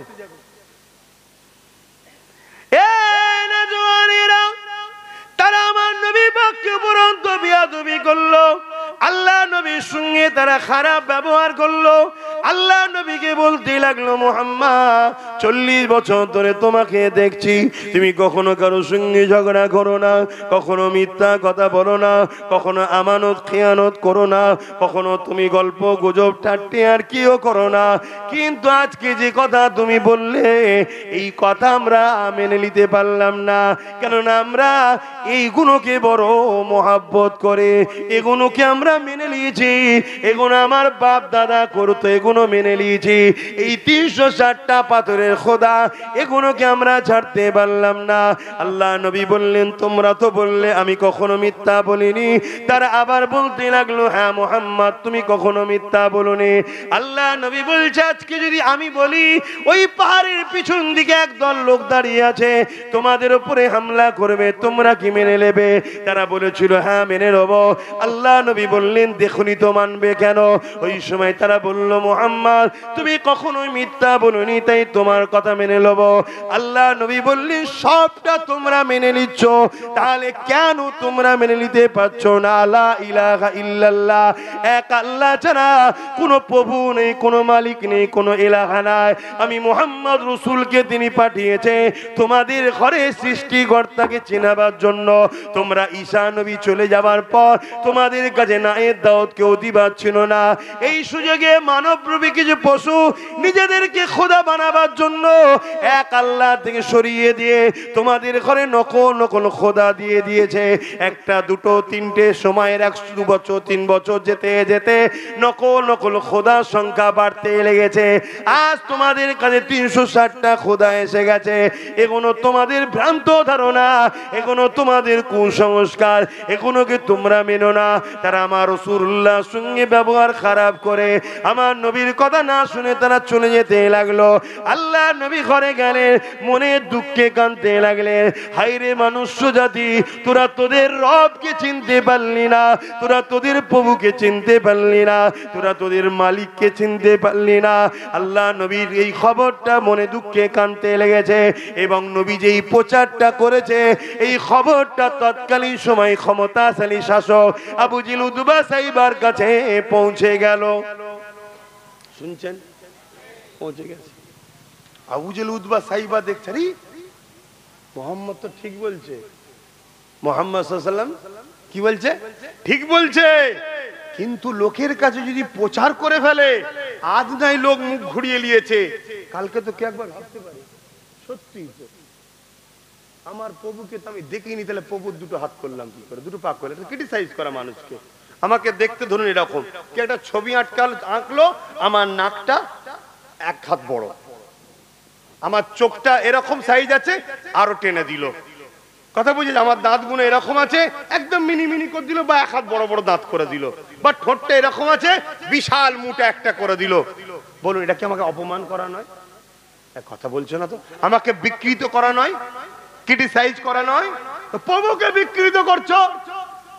শুনছেন না, শুনেন না? এরকম যদি কেউ ভাবে তাহলে সেটা চেঞ্জ হবে। আবু জেহেল চিন্তা করলে না, কোনোভাবে মানুষের সঙ্গে মোহাম্মদ রসুলের যোগাযোগ করতে দেওয়া যাবে না। কি করতে হবে? পরের দিন আবু জেহেল চলে গেল, রসুল পাক আবার লোককে ডেকেছে। আর আবু জেহেলের ভয়টা কেন? আবু জেহেল তখন ওদের ক্ষুধা হয়ে বসে আছে, লোককে সব বোকা বানিয়ে রেখেছে, যা খুশি তাই করে, ইনসাফ বলে কিছু নেই, ইনসানিয়ত বলে কিছু নেই, জুলুমের স্টিম রোলার মানুষের উপরে চালায়। তা আবু জেহেল আমার নবী পাক পরের দিন আবার যেই লোককে জড়ো করে ওয়াজ করতে শুরু করেছে, আবু জেহেল আগিয়ে গিয়ে আমার নবীর গায়ে হাত তুলল। বলুন নাউজুবিল্লাহ, আরো জোরে বলুন নাউজুবিল্লাহ। কেন তুললো? লোকের ভয়টা কাটিয়ে দিল। শুনছেন না, শুনছেন? আর আজকেও কি করছে দেখছেন না? মারছে একজন দুজন, ভিডিও করছে। কেন বলেন তো? বাকি সব ভয় কাটা, আর যে মারবে তাকে আবার পদ্ম পুরস্কার দেওয়া হবে। কেন বলেন তো? যাতে করে আরো মারে। আরে আমি যদি একটা কাজ করার জন্য যদি আমি একটা পুরস্কার পাই, আমি সে কাজটা করবো না? করবো না? ও তো শখ করবে, ও তো শখ করবে, ও তো শখ করবে। এই সমাজে একটা মেসেজ দেওয়া হচ্ছে, মুসলমানকে যে মারবে সেই হবে আগামী দিনের নেতা, মুসলমানকে যে হত্যা করবে আগামী দিন সে টিকিট পাবে, মুসলমানকে যে হত্যা করবে সে পদ্ম পুরস্কার পাবে, মুসলমানের বিরুদ্ধে যে কথা বলবে তাকে এই দেওয়া হবে। একটা প্ল্যান চলছে না? চলছে বল। আরে মিথ্যা বলছি নাকি? তাহলে সারা দিচ্ছেন না কেন? বলেন চলছে না? চলে না? হ্যাঁ, আপনি ঘরে যে ঘুমান না, ঘরে যে ঘুমান, আর পাড়ার লোকে দলাদলি করে কুরবানির সময় বইয়ের গয়না বিক্রি করে গরু কিনকে যান। মুসলমান করে না? করে না? হ্যাঁ, রেসারেসি জান কর কি যান, ওই করেন। আর যখন সময় আসবে মরা মুরগির বিরিয়ানি খেয়ে 200, 500, 1000 পান খেয়ে বা বিড়ি খেয়ে মদ খেয়ে গিয়ে টিপে দিয়ে দেবে, মিটে যাবে কাজ। আবার চিন্তা কিসের? চিন্তা তো এইগুলো। তোমার তো গোলে মালে যেমন হোক করে চলে যাচ্ছে, ঝাঁটা জুতো লাতি খেয়ে তার কটা দিন চলে যাবে, এগুলো কি হবে? কথা খারাপ লাগছে? হ্যাঁ লাগবে। কালকেই দেখবে 2-4টে দাদার দালাল এসে কথা বলবে, হজ করতে এসেছিল, এসব কথা বলবে কেন? নামাজের কথা বলা দরকার। হারাম করতি, কুই মাদ্রাসায় পড়েছিস? তুই কোন মাদ্রাসায় পড়েছিস? এখানে বসে কি হজ করব সেটা নবীর গোলাম, নবীর ওয়ারিসরা জানে। তুই কে? তোকে কে কথা বলতে বলেছে? আমি আমার ধর্মে কি হজ করব, কি শিখাবো? আমি কোন ধর্মের, অন্য কোন ধর্মকে কি দিতে, অন্য কোন ধর্মের বিষয়ে খারাপ কথা বলি? তাহলে আমি আমার কওমের মানুষকে কি ট্রেনিং দেবো? আমার বাচ্চাকে কিভাবে শিক্ষিত করে তুলবো, কিভাবে সুস্থ সবল শক্তিশালী করে তুলবো, ওটা আমার ব্যাপার। কিন্তু না, ওখান থেকে কিছু খাইয়ে দিয়ে ছেড়ে দেওয়া হবে, বোঝেন না? ওই ঘুরে আসবে, ঘোর বোঝেন? এখন আবার সোশ্যাল মিডিয়ায় দেখাচ্ছে, খবরের কাগজে বলছে অ্যাড্রেসটা বলুন তো ভাই, অ্যাড্রেস বলুন। আর যে অ্যাড্রেস বলছে পিছন থেকে নাকি ঠোকা দিলে কি ঢুকে যাচ্ছে বলছে, তারপরে যা বলছে সব নাকি বার করে দিচ্ছে। এইরকম কিছু হয়তো দিয়ে দিচ্ছে অ্যাড্রেসের আগে, বুঝতে পারছেন তো নাকি? বস হয়ে যাচ্ছে, যা বলছে তাই বক বক করছে, বকছে। কিন্তু ও গাধার ইতিহাস জানা নেই। ইংরেজরা প্রথম মির্জা ফখরুল দিয়ে সিরাজউদ্দৌলাকে মারালো, মারা হয়ে যাবার পর বড় কাঁটা যখন উঠে গেছে, সিরাজউদ্দৌলাকে ইংরেজরা ডেকে বলছে, রাজা হবি দেশের? বলছে হ্যাঁ, আমি তার জন্য তো মারলাম। খুব লোভ না? তুই তো জাতের সঙ্গে গাদ্দারি করেছিস, আমার সঙ্গে করবি না, কি মানে আছে? বাস কামানের সামনে দাঁড়া, কামানের সামনে দাঁড়িয়ে দাম করে দিলে উড়ে চলে গেল। শুনছেন না? শোনেন না? এই ছেলেগুলো কোথায় গেল? জলসা কমিটি আজগার কোথায় গেল? আজগার কই? আজগার শুনছেন তো নাকি? অসুবিধা হচ্ছে? অনেক বলছি না? তা কি কথা বলছিলাম? হ্যাঁ, ও তো মির্জাফর উড়ে গেছে, কামাললে বাদ দেন না, মরে ভূত হয়ে গেছে। আবু জেহেল দেখলো সর্বনাশ, রুখতে হবে। আমার নবী পাকের সঙ্গে যে কি করলেন, গায়ে হাত তুলে দিলেন। কেন হাত তুললো? যাতে করে মুহাম্মদ সাল্লাল্লাহু আলাইহি ওয়াসাল্লাম সম্মানের খাতিরে আর না আসে। আবু জেহেল জানে যারা আল্লাহর হয় তারা ভয়। জোরে বলেন। আজকে যারা আবু জেহেল আছে, সে মাথা থেকে হোক আর নিচু থেকে হোক, শুনছেন তো নাকি? সব বেটা জানে ইমানদাররা আল্লাহ ছাড়া কাউকে ভয়। এই দুটো মোবাইল দেখো, লাও দাও, ওরা তো দাও। শুনছেন না শোনেন না? আজকের আবু জেহেলরাও জানে আল্লাহকে যারা সত্যি ভয় করে ইমানদার। ইমানদার আল্লাহকে ভয় মানে ইমানদার। দাড়ি টুপি নামাজ পড়ে ওটা ইমান নয়, ওটা আমল। ওটা কি? আমল। ইমান এই সিনার মধ্যে শুধু ভয় থাকবে একজনের, আল্লাহর। বলুন কার? জোরে বলুন কার? ডোনাল্ড ট্রাম্প ক্ষমতায় এসেছে, সবাই বলছে কি হবে কি হবে কি হবে কি হবে কি হবে, বলবেন তো নাকি? কি হবে? কালকে বাথরুমে ঢুকবে, খবর পাবেন বাথরুমে ঢুকে মাথা ঘুরে পড়ে মরে গেছে। কিচ্ছু হবে না তো। এইরকম যারা সাহসিকতা রাখে আল্লাহ ছাড়া কাউকে ভয়, ঈমান। আর দ্বিতীয় হলো নিজের বাপ মা স্ত্রী পরিবার টাকা পয়সা জানের থেকেও বেশি আল্লাহ রসুলকে যারা আদব করে ও ভালোবাসে, এরা হলো ইমানদার। এরা হলো ইমানদার। তাহাজ্জুদ পড়ে, আল্লাহর ভয় নেই, নবীর আদব প্রেম নেই, ও ইমানদার না। পাঁচ ওয়াক্ত নামাজ পড়ে, আল্লাহর ভয় নেই, নবীর আদব প্রেম নেই, ও ইমানদার নয়। কথা বুঝে আসছে? আমি একটা সোশ্যাল মিডিয়ায় দেখছিলাম, ওই জিপিসির মিটিং এ একটা হলো না, ওই মিটিং এ যারা ওয়াকাফ বিলের পক্ষে থেকে কেন্দ্র সরকারের বিরুদ্ধে ছিল, তিনজন দালাল দেখি ওদের সঙ্গে বসে হই হই করছে। দেখেছেন আপনারা? এই শুনছেন? দেখেছেন? মজা লিচ্ছে আমার বাপ মনে হয় দেখেছে। দেখেছেন তো ভিডিওটা? আমার কাছে রয়েছে। তাহলে গাদ্দার কারা বুঝতে পারছেন? আমার কমের সেজে কিছু আছে, ওই গুণকে আগে চিনুন। চিনে কি করবেন? মারবেন না। মারামারি ইসলাম শিখায়নি, ও থেকে সাবধান হয়ে যান। এই গাদ্দার এসে চুপ করে যা। তো বলবে কি হলো, বলছিল চুপ করে গেল কেন, কি হলো রে? না তেমন কিছু না, চলে যাবে। আবার কথা বলেন, আবার যে এসছে, কথা বুঝছেন না, বোঝেন না? ও তখন বলবে আমায় মনে চিনতে পেরে গেছে, বুঝলি, মার খাবার আগে আমি পালিয়ে যাই, ও নিজেই চলে যাবে। বেকার হাত বন্ধ করার কি দরকার? ছুঁচু মেরে কথা শুনছেন তো নাকি? ভালো হাত বেকার নষ্ট করবেন কেন? তো ভাইরা আমার, আবু জেহেল আমার নবীর সঙ্গে বেয়াদবি করে ফেললো, যাতে করে মান সম্মানে আমার রসুল না আসে। আমাদের কাছে ভাই মারটা মান সম্মানে লাগে, ভয় লাগে না, মান সম্মানে লাগে। কথা বুঝে আসছে? পীরের বাচ্চা, দাদা হুজুরের আওলাদ, মান সম্মানে লাগে না? লাগে না। কিন্তু জানে ইমানদাররা কখনো ভয়। আবু জেহেল মনে করলো যে মোহাম্মদ তাহলে আর চুপ করে যাবে। আল্লাহ নবী মার খেয়ে নবীর গায়ে হাত দিলেন, নবী পাক সাল্লাল্লাহু আলাইহি ওয়াসাল্লাম চোখের পানি ফেলতে ফেলতে গিয়ে কাঁদছেন। আল্লাহ আওয়াজ দিলেন, বন্ধু কাঁদো কেন? মনে দুঃখ লিও না, ওদের বিচার হবে। আর আপনি এত কষ্ট করবেন না, একবার বলবেন, মানার হয় মানবে, না মানার হয় না মানবে। হাবিব, কেউ যদি আমাকে না মানে এতে আমি আল্লাহ, আমার কোনো যায় আসে না, আমার কোনো ক্ষতি হবে না, আমার রাজত্ব চলে যাবে না, ভোটাভুটির রাজা আমি নয়। লাহু মুলকুস সামাওয়াতি ওয়াল আরদ, বাদশাহী আমি দিই, আবার এক মুহূর্তে কেড়ে ফকির আমি বানাই। অতএব হাবিব, আপনাকে পাঠিয়েছি, বান্দা কোনো ভুল রাস্তায় আছে, শুনান। নাই নেবে, না নাই না নেবে, বুঝে লব আমি। আপনিও তো কষ্ট করবেন না, তবে আপনি কি আমাকে মানেন?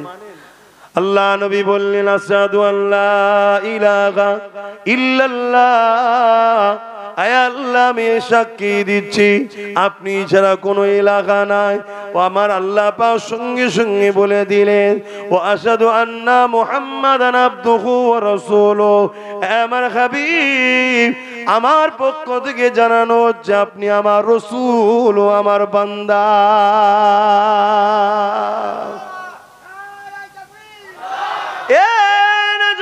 তরুণেরা, আল্লাহ পাককে আমার নবী মেনে নিয়েছে, নবী পাককে আল্লাহ মেনে নিয়েছে।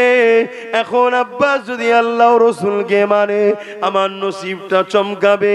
যদি আমি না মেনে মরি, কুকুর ছাগলও মরছে, কিন্তু তা থেকেও ভয়ঙ্কর মরণ আমার হবে। কেননা মানুষ হলো আশরাফুল মাখলুকাত, মানুষ হলো উলাইকা বালহুম আদাল, চতুষ্পদ জন্তুর থেকেও নিকৃষ্ট হলো মানুষ। যেটা আজকে আমরা সমাজের মধ্যে দেখতে লেগেছি, একটা গরিব মানুষ ফুটপাতে শুয়ে রয়েছে, আহা বেচারি জানে না শীত শীতের কম্বল গায়ে দিয়ে হঠাৎ করে একটা ভিড় এসে ধারালো অস্ত্র দিয়ে কুপাতে লেগেছে। ভিখারি দেখেন না, আমার দেশে হচ্ছে এটা, সেই জাহিলিয়াত পুনরায় শুরু হচ্ছে। এর কারণ কি? সভ্যতা ধ্বংস, শিক্ষা ধ্বংস। খারাপ নেবেন না, বলবো তো নাকি? হ্যাঁ, আমার বাংলার কথাই বলছি, ছোট মানুষ ছোট জায়গার কথা বলছি। কি আমার বাংলায় ৩-৪ হাজারের কম বেশি স্কুল বন্ধ হয়ে গেছে, অথচ প্রত্যেকটা অঞ্চলে একটা করে মদের দোকান খোলা হয়েছে। কেন খুলবে না? যারা খুলছে তাদের নেতারাই মদ খেয়ে স্টেজে মাতলামি করছে, তাহলে খুলবে না? সমাজ তো মাতালদের হাতে চলে গেছে, এই সমাজ ভালো হবে কি করে? এ সমাজের নারীরা নিরাপদ পাবে কি করে? এ সমাজের স্ত্রীরা সুখে থাকবে কি করে? ও মুসলমানের বিবিটাই শুধু সুখে থাকো এটা চাইছেন নাকি? না, নারী হলো মায়ের জাত, মুসলিম অমুসলিম সেটা আলাদা, ভিন্ন জায়গায় জাত পছন্দ যেটা, কিন্তু নারীদের উপরে জুলুম হচ্ছে না, হয়নি। আজকে এই যে কলিকাতার তিলোত্তমা যে অত্যাচারটা হয়েছে, বিনা ড্রিঙ্কসে বিনা মদে, ওটা কখনো ওইভাবে কেউ কাউকে খুন করতে পারে না। কথা শুনছেন না শোনেন না? তাহলে বলুন, মদ কত জঘন্য জিনিস। ইসলাম মদের বিরুদ্ধে। যারা মদ কোম্পানি তারা কি চাইবে ইসলাম থাক? তারা কোটি কোটি টাকা দিয়ে এই সব অশিক্ষিত কিছু মূর্খকে বাজারে নেবিয়ে দিয়েছে। মদ খা আর মসজিদের সামনে গিয়ে নাচ, মদ খা আর মুল্লাদেরকে কাটো, মারো, তাড়াও। এটা দেখে কি আপনারা গাল দেবেন নাকি?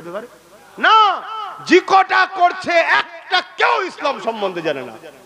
অতএব তোমাদের ঘরে ওদের সঙ্গে আরো নরম ব্যবহার করতে হবে, যাতে করে তোমার ব্যবহারে ওই সকল সাধারণ মূর্খ ছেলেগুলো তাদের ঘোরটা কাটে, যে এত গাল দিচ্ছে আমাকে ফুল দিচ্ছে, কারণ কি না? চল তো দেখি ইসলাম কি বলছে। আমার বিশ্বাস কাল ওরা না হলে ওদের ছেলেরা কলমা পড়বে। কথা শুনছেন না শোনেন না? হ্যাঁ, ওপেন বলে যাচ্ছি, ইতিহাস বলছি। কিন্তু খবরদার রিয়াকশন নয়। রিয়াকশনটা কি হবে? রিয়াকশন হওয়া উচিত সমাজকে যারা পরিচালনা করবে, ভালো লোককে ঠিক করো, ভালো লোককে ঠিক করো। কেন অমুসলিমদের মধ্যে ভদ্র শিক্ষিত নম্র ভালো লোক আছে না? না, ভালো করো, তাকে দাও, তাকে ঠিক করো। আর যদি 4টে-5টা দাঁড়িয়েছে সব কটা চোর গুন্ডা মাতাল বদমাইশ, দরকার হয় লুটাতে মারো, সমাজ বুঝতে পারবে এই পিশাব করতে যাচ্ছে। কথা বুঝছেন না বোঝেন না? আমার কথা বুঝলেন না বোঝেন না? হ্যাঁ, তবে তো জাগবে সমাজ, সমাজ জাগবে। দেরি হবে। এই অন্ধকারটা কি একদিনে হয়েছে নাকি? এই একদিনে হয়েছে? তোমার একটা জায়গায় 100 বছর ধরে নোংরা পড়ছে, তুমি একদিনে পরিষ্কার করতে দেবে? সময় লাগবে না? চেষ্টা করো, 2 জন চেষ্টা করো, 4 জন হবে, 8 জন হবে, 16 জন হবে, 32 জন হবে, একজন 100 হবে, 1000 হবে, 1 লাখ হবে, 1 কোটি হবে, 10 কোটি হবে, 100 কোটি হবে। একদিন পরিবর্তন হবে। কবে হবে? কবে হবে ভেবে লাভ নেই। তোমার এলাকাটাও তো পরিবর্তন হতে পারে। তোমার ডিউটি তুমি করো। তুমি কমসে কম সৃষ্টিকর্তাকে তো জবাব দিতে হবে। তোমাকে গিয়ে তোমাকে তো জবাব দিতে হবে যে আমার সৃষ্টির উপর জুলুম হতো, তুই তো আমায় ভালোবাসিস বলি, তা আমার সৃষ্টির জন্য কি করেছিস বল। এটা জিজ্ঞেস করবে না? ও শুধু নামাজের কথা জিজ্ঞেস করবে? আমার ওয়াজ বাপ কি হলো জানি না, আপনারা পদ কি মনে করলেন আমি জানি না, কিন্তু সময় বলছে আর ওয়াজ করার দরকার নেই। এবার সালাম পরে দোয়া কর দাও, যা হয়েছে এই যদি নিতে পারে আলহামদুলিল্লাহ। কথা বুঝে আসছে? তাহলে আমার নবী পাক সাল্লাল্লাহু আলাইহি ওয়াসাল্লাম তিনি 3য় দিনে আবার গেলেন। কিভাবে ইসলাম প্রচার হচ্ছে একটু বলে দিই। 3য় দিনে আবার গেলেন। এবারে মনে হয় তরোয়ার লেগে গেছে নাকি? যে এবারে আবু জেহেল আই। হ্যাঁ, আমার নবী 3য় দিন আবার গেলেন, গিয়ে এলাকার মানুষকে আবার ডাক দিলেন। সেদিন আবু জেহেল এসে আমার নবীর সঙ্গে আরো খারাপ ব্যবহার করলেন, আরো অপদস্থ অপমান করলেন, গায়ে হাত আরো বেশি ভাবে তুললেন। বাকিটা বেশি তো খুলে বলতে পারি না, হুজুরের শান অনেক না, সব কথা মুখ দিয়ে বলতে আমাদেরকে কষ্ট লাগে, ভয়ও লাগে যে না জানি আল্লাহ নারাজ হয়ে। তা আমার রাসূল পাক যখন ফিরে আসছে কাঁদতে কাঁদতে, রাস্তায় পেয়েছে একটা যুবক ছেলেকে, রাস্তায় পেয়েছে। ওই অবস্থাতেই তাকে বলছে, কেউ তো আমায় মানে না, তুমি কি আমার কথা মানবে? কি কথা বলছেন আপনি? আমার নবী বললেন, লা ইলাহা ইল্লাল্লাহ আনা মুহাম্মদ রাসূলুল্লাহ। কোন রব নেই, কোন মালিক নেই, কোন সৃষ্টিকর্তা নেই এক আল্লাহ ছাড়া। আল্লাহ के सिवा कोई खालिक नहीं, कोई रब नहीं। मैं मोहम्मद अल्लाह की रसूल हूं। আল্লাহ আমাকে পাঠিয়েছে অবতার করে মেসেজ দাতা হিসাবে। আপনি কি মানবেন? উনি তখন মুচকি হেসে বললেন, এইটা শোনার অপেক্ষায় ছিলাম, হাতটা বাড়ান, আমি কলেমা পড়বো। জোরে বলুন সুবহানাল্লাহ, আরো জোরে বলুন সুবহানাল্লাহ। কি করে জানলেন? আপনি যখন ছোট ছিলেন চাচার সঙ্গে সামদেশের বিজনেসে যাচ্ছিলেন, রাস্তায় এক রাহেবের গির্জাখানায় আপনাকে দাওয়াত দিয়েছিল। ওই রাহেব আপনাকে পার্সোনাল ডেকে বলেছিল, তোমাকে লাতুজ্জা শপথ করে বলছি, তোমার পিঠের কাপড়টা তুলে দেখাও। লাতুজ্জা তখন ওই খোদা সব নাম ছিল মানুষের তৈরি করা। তখন আপনি বলেছিলেন, লাতুজ্জার শপথ আমি পছন্দ করি না, আমি এক মালিককে মানি। তখন সে বলেছিল, তোমার রবের কসম দিয়ে বলছি, তুমি দেখাও। তখন আপনি মুচকে এসে বলেছিলেন, যেটা দেখতে চেয়েছি বুঝতে পেরেছেন। নবীর পিঠে একটা নূর ছিলেন, মোহরে নবুয়াতের স্টাম্প ওটা।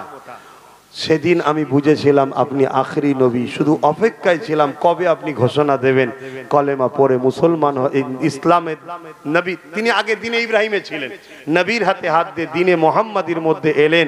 তিনি হলেন সিদ্দিক আকবর, যার খুন আমার শরীরে আছে। আলহামদুলিল্লাহ, কথা বুঝে আসছে? কলেমা পড়ে ইসলামে প্রথম আসলেন। আর একজন আসলেন তার পরে পরই, 12 বছর বয়স, হযরতে মাওলা আলী শেরে খোদা। জোরে বলুন সুবহানাল্লাহ। আর একজন আসলেন, আমার নবী পাকের স্ত্রী খাদিজাতুল কুবরা। পৃথিবীর বিখ্যাত টপ 1 ধনী ছিলেন তিনি। জোরে বলুন সুবহানাল্লাহ। তিনি আসলেন। এভাবে আমার নবী পাক সাল্লাল্লাহু আলাইহি ওয়াসাল্লামের একটা একটা করে মানুষ নবীর দরবারে আসছে।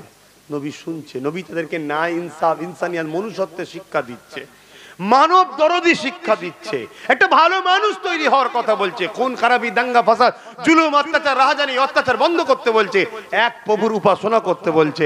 39 জন হয়ে গেছে, শুনছেন? আবু জেহেল দেখলো, আরে এই তো রুকা যাচ্ছে না। এর মধ্যে অনেক কিছু হয়েছে।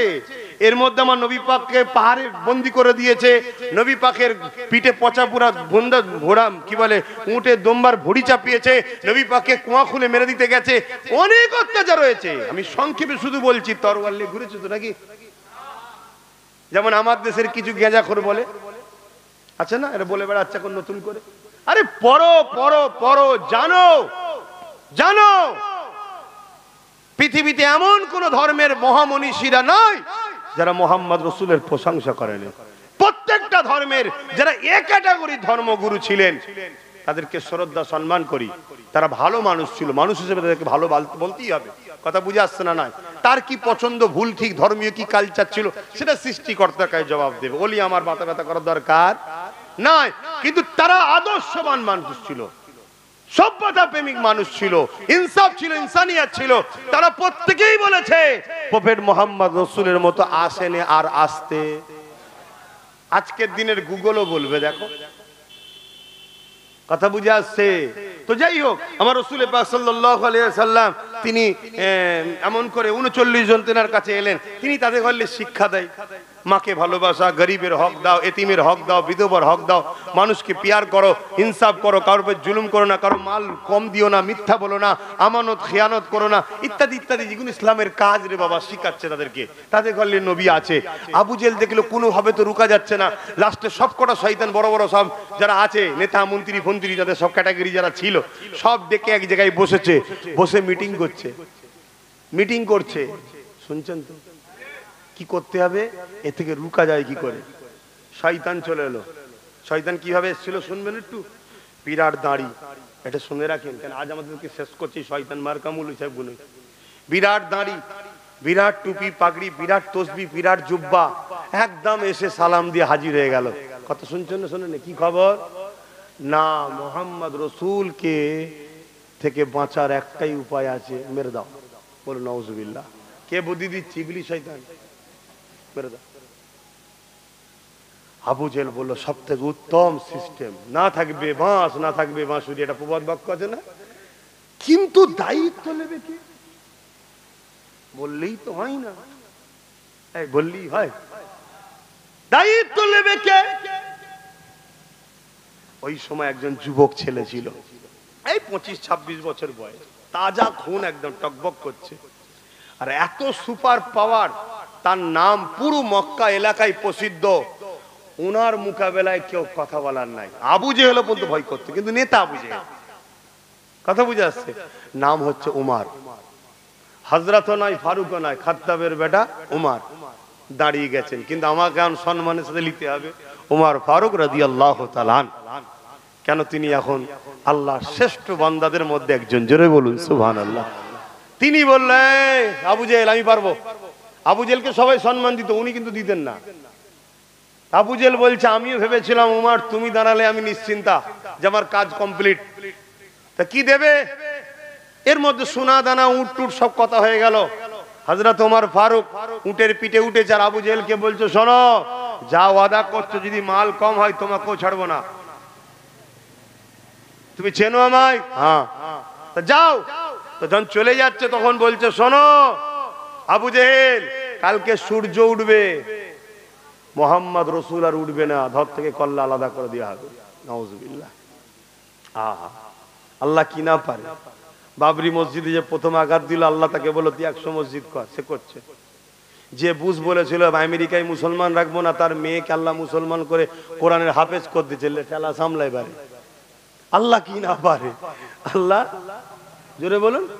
আমার দেশে যারা খুব মুসলমানদের গালগালাজ করতে, যেসব ভিআইপি নেতাগুলো, তাদের ঘরে সব জামাই দেখো মুসলমান।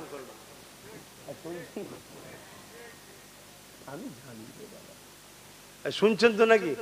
কি না পারে, কি না পারে। তো যাই হোক, তো ভাইয়েরা আমার, কষ্ট হচ্ছে কারো? ওমর ফারুক ঘোড়ার পিঠে উঠে যাওয়ার সময় কি বললো? 39 জন হয়েছে, 40 হতে দেবো না। ফেরেশতাদের মধ্যে আলোচনা হচ্ছে যে উমর মানে বিশাল ব্যাপার, বুঝতে পারছেন তো নাকি? বিশাল ব্যাপার, বিশাল ব্যাপার। যেমন ডোনাল্ড ট্রাম্প জিতে যাবার পর অনেকে বলছিল শুধু বসতে দে, 24 ঘন্টার মধ্যে প্যালেস্টাইনকে পুড়িয়ে ছারখার করে দেওয়া হবে। একজন তো বলিউড হলিউডের ওই কি বলে কি লস অ্যাঞ্জেলেসে তার মনে কয়েক হাজার কোটি টাকার বাড়ি রয়েছে, সেও বলেছিল আমি ডোনাল্ড ট্রাম্পকে বলবো বসার সাথে সাথে প্যালেস্টাইনকে পুড়িয়ে ছারখার করতে। আল্লাহ প্রথম ওর বাড়িটাকেই পুড়িয়েছে। কথা বুঝছেন না? বোঝেন না? শয়তান হওয়া ভালো, শয়তানদের বলছি, তোমাদের বলছি না। কিন্তু বেশি বাড়াবাড়ি ভালো নয়। পাখনা গজালে কিন্তু জানতে হবে মরার সময় হয়েছে। আমি আপনাদের বলছি না, শয়তানদের বলছি। তো ভাইরা আমার, না নাউজুবিল্লাহ, শয়তান ভালো বলবো না, নাউজুবিল্লাহ, আস্তাগফিরুল্লাহ রাব্বি মিন কুল্লি লা হাওলা ওয়া লা কুওয়াতা ইল্লা বিল্লাহ। না, এই কথাটা ঠিক না, শয়তান ভালো না, শয়তান খারাপ। তো যে কথা বলছিলাম, বলেছিল এসব হয়ে যাবে, হ্যাঁ হয়ে যাবে, তেন হয়ে যাবে। কি হয়েছে বলবেন তো? কি হলো? ওজন বসেই বলছে 24 ঘন্টার মধ্যে ইসরায়েল সৈন্য সরে যাও, ক্ষমা চালা। কেন আব্বা? খুব জ্বালার মধ্যে আছি, খুব জ্বালার মধ্যে আছি, আগে সরে যা। শুনছেন তো নাকি? হ্যাঁ, তিনি হলেন আল্লাহ। তিনি আল্লাহ যিনি আব্বাস সিদ্দিকীর নিঃশ্বাস এখনো চালাচ্ছে, তিনি চালাচ্ছে, কেউ নাই। অতএব সবাইকে ভালোবাসতে হবে, কিন্তু তিনার সঙ্গে ঝগড়া করে নয়, তিনার জন্য ভালোবাসতে হবে। এটা মাথায় রাখতে হবে। তো ভাইরা আমার, ওমর ফারুক বলছেন 39 থেকে 40 হতে দেবো না। ফেরেশতাদের আলোচনা হচ্ছে কি হবে, কি হবে, কি হবে। আল্লাহ বলছে ফেরেশতারা কিছু হবে না, উমরকে যেতে দে। আমি আল্লাহ উমর 39 থেকে 40 হতে দেবে না বলছে, তো ওকেই 40 বানাবো। জোরে বলুন সুবহানাল্লাহ, আরো জোরে বলুন সুবহানাল্লাহ। দরজার গোড়ায় গেল, রাসূল আওয়াজ দিল, কে?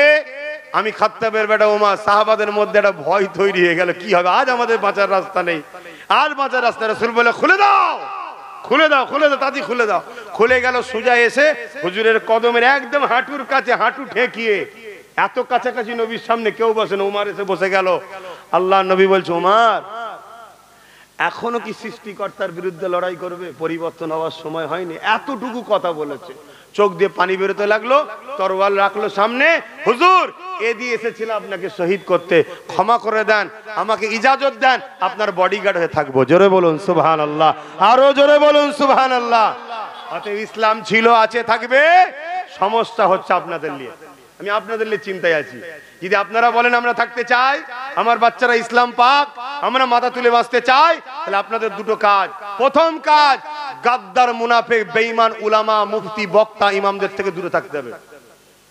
শুনছেন? শুনুন, ওপেন বলে যাচ্ছি, জলসা করার ইন্টারেস্ট নেই বাপ, দাওয়াত করবেন না করেন পরের কথা, এসেছি যখন হক কথা বলতে হবে, দিয়ে যাচ্ছি।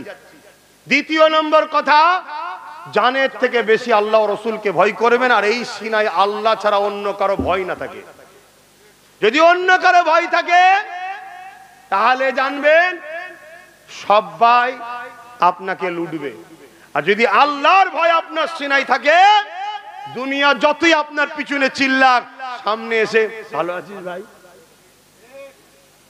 আমি তো দেখছি কত চিল্লাই, এসে দেখছি সব চুপ। শুনছেন না? শুনেন না? এটা আল্লাহর সাহায্য। এটা কার সাহায্য? আল্লাহর সাহায্য। আল্লাহ বল বন্ধ করে দেয়, আল্লাহ তার মধ্যে একটা কম্পন তৈরি করে দেয়, তার মধ্যে একটা সিচুয়েশন তৈরি করে দেয়। না বাবা দরকার নেই, বাবা কি হচ্ছে, কি হয়ে যাবে, কি এরকম একটা জিনিস তৈরি হয়ে যায়। এটা আল্লাহর হুকুম, এখানে কারো জোর চলে না, এখানে আল্লাহর জোর চলে। এটাকে আল্লাহ ছাড় দিয়েছে, এটা ছাড় দিয়েছে, এগুলো ছাড়, এগুলো ছাড়, তুমি যদি খুশি দেখাতে পারো। কত এখানে লিমিট আছে, একটা দিন কিন্তু এটা কিনে নেবে, সেদিন হিসাব হবে, কিন্তু এর ওপরে তোমার 24 ঘন্টা কন্টিনিউ আল্লাহর জোর চলে, এখানে কারো জোর চলে না। আমার রাসূল পাক সাল্লাল্লাহু আলাইহি ওয়াসাল্লামকে জিজ্ঞেস করলেন সাহাবা হুজুররা, হুজুর আমার আম্মাদের মধ্যে আপনি সব থেকে কাউকে বেশি ভালোবাসেন? আল্লাহ নবী বললেন সবাই আমার স্ত্রী, সবাইকে ভালোবাসে, আমার স্ত্রীদেরকে সবাইকে সমান ভালোবাসবো। বললেন হুজুর তারপরেও জানছে কাকে একটু বেশি ভালোবাসেন? আল্লাহ নবী বললেন এমন প্রশ্ন করেছো, এই উত্তর খুব জটিল, তবে শোনো, আমার এখানে, এটা তো আমার হাতে চলে না, এটা আল্লাহর হাতে চলে, আমার এখানে আল্লাহ আয়েশার প্রেমটা একটু বেশি রেখেছে। জোরে বলুন সুবহানাল্লাহ। কি উত্তর দিলেন? আমি রাখিনি, আল্লাহ রেখেছে। অতএব এখানে জোর আল্লাহ চলে। এই আসুন, আর কথা নয়, একটু সালাম দেবো। ইয়া নবী,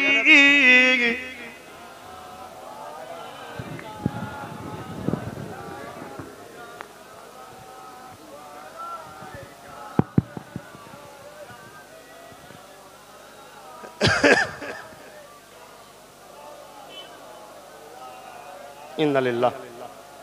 বাপজান আমার যেসব ভাইয়েরা আজকে এই ইসলাম বিদ্বেষীদের অর্থ নিয়ে ভুল বুঝে আমাদের সঙ্গে ঝগড়া করছে, গালিগালাজ করতে চাইছে, মারপিট করছে, জুলুম করছে, মারছে, কি গো তাদের সঙ্গে আমরা ঝগড়া করব নাকি?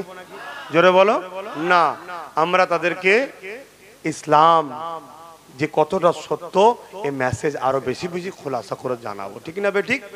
এবং তাদের জন্য আল্লাহর কাছে দোয়া চাইবো, আল্লাহ তাদেরকেও সুন্দর জীবন দিক, হেদায়েত করুক, বলুন আমিন। তাদেরকেও আল্লাহ ভালো জীবন দিক, হাসি খুশিতে থাকুক, মিলেমিশে থাকুক, লড়াই ফিতনা ফাসাদ থেকে দূরে থাকুক, এবং তাদেরকে আল্লাহ এতটুকু জ্ঞান বিবেক বুদ্ধি দিক, যাদের ইশারাতে নাচছে তাদের ছেলেরা সব ভিআইপি ভিআইপি ডাক্তার, উকিল, জজ, ডিএম, বাইরে বাইরে সব পড়াশোনা করছে, আর এই গরিবের ছেলেগুলোকে অর্থ দিয়ে খারাপ রাস্তায় নেভিয়ে দিয়েছে। এই বুদ্ধি যেন আল্লাহ সেই সকল ভাইদের ঘরে দেয়, তারা যেন বোঝে। যদি না বোঝে তাহলে আগামী দিন আমার ভয় হচ্ছে আমাদের ভালোবাসার দেশটা এই ভাই ভাইয়ের হিংসার আগুনে না পুড়ে ছারকার হয়ে যায়। দু ভাইয়ের ঝগড়াতে যেমন সংসারটা টুকরো হয়ে যায়, দু ভাইয়ের ভুল বুঝাবুঝিতে যেমন সংসারটা বরবাদ হয়ে যায়, শান্তি শেষ হয়ে যায়, আমার দেশ হলো একটা সংসার, এই দেশটা না ধ্বংস হয়ে যায়। আল্লাহ আমার দেশকে হেফাজত করুক, আমার যেসব ভাইরা ভুল পথে হাঁটছে তাদেরকে আল্লাহ হিদায়াত করুক, শিক্ষা দান করুক, সত্যকে জানা তৌফিক দিক। আর আমাদের ঘরে ওই গাদ্দার, মুনাফিক, অত্যাচারী শাসকদের, অর্থ খাওয়া দালাল, আলেম উলামা, ইমামদের হাত থেকে আল্লাহ আমাদের হেফাজত করুক, বলুন আমিন। সকলে মহব্বতে সাথে সালাম পড়েন, ইয়া নবী সালাম, ইয়া রাসূল, ইয়া হাবিব সালাম। নামাজের দিকে খেয়াল করে সংক্ষেপ করছি, বসুন সকলে, তাড়াতাড়ি বসুন, তাড়াতাড়ি।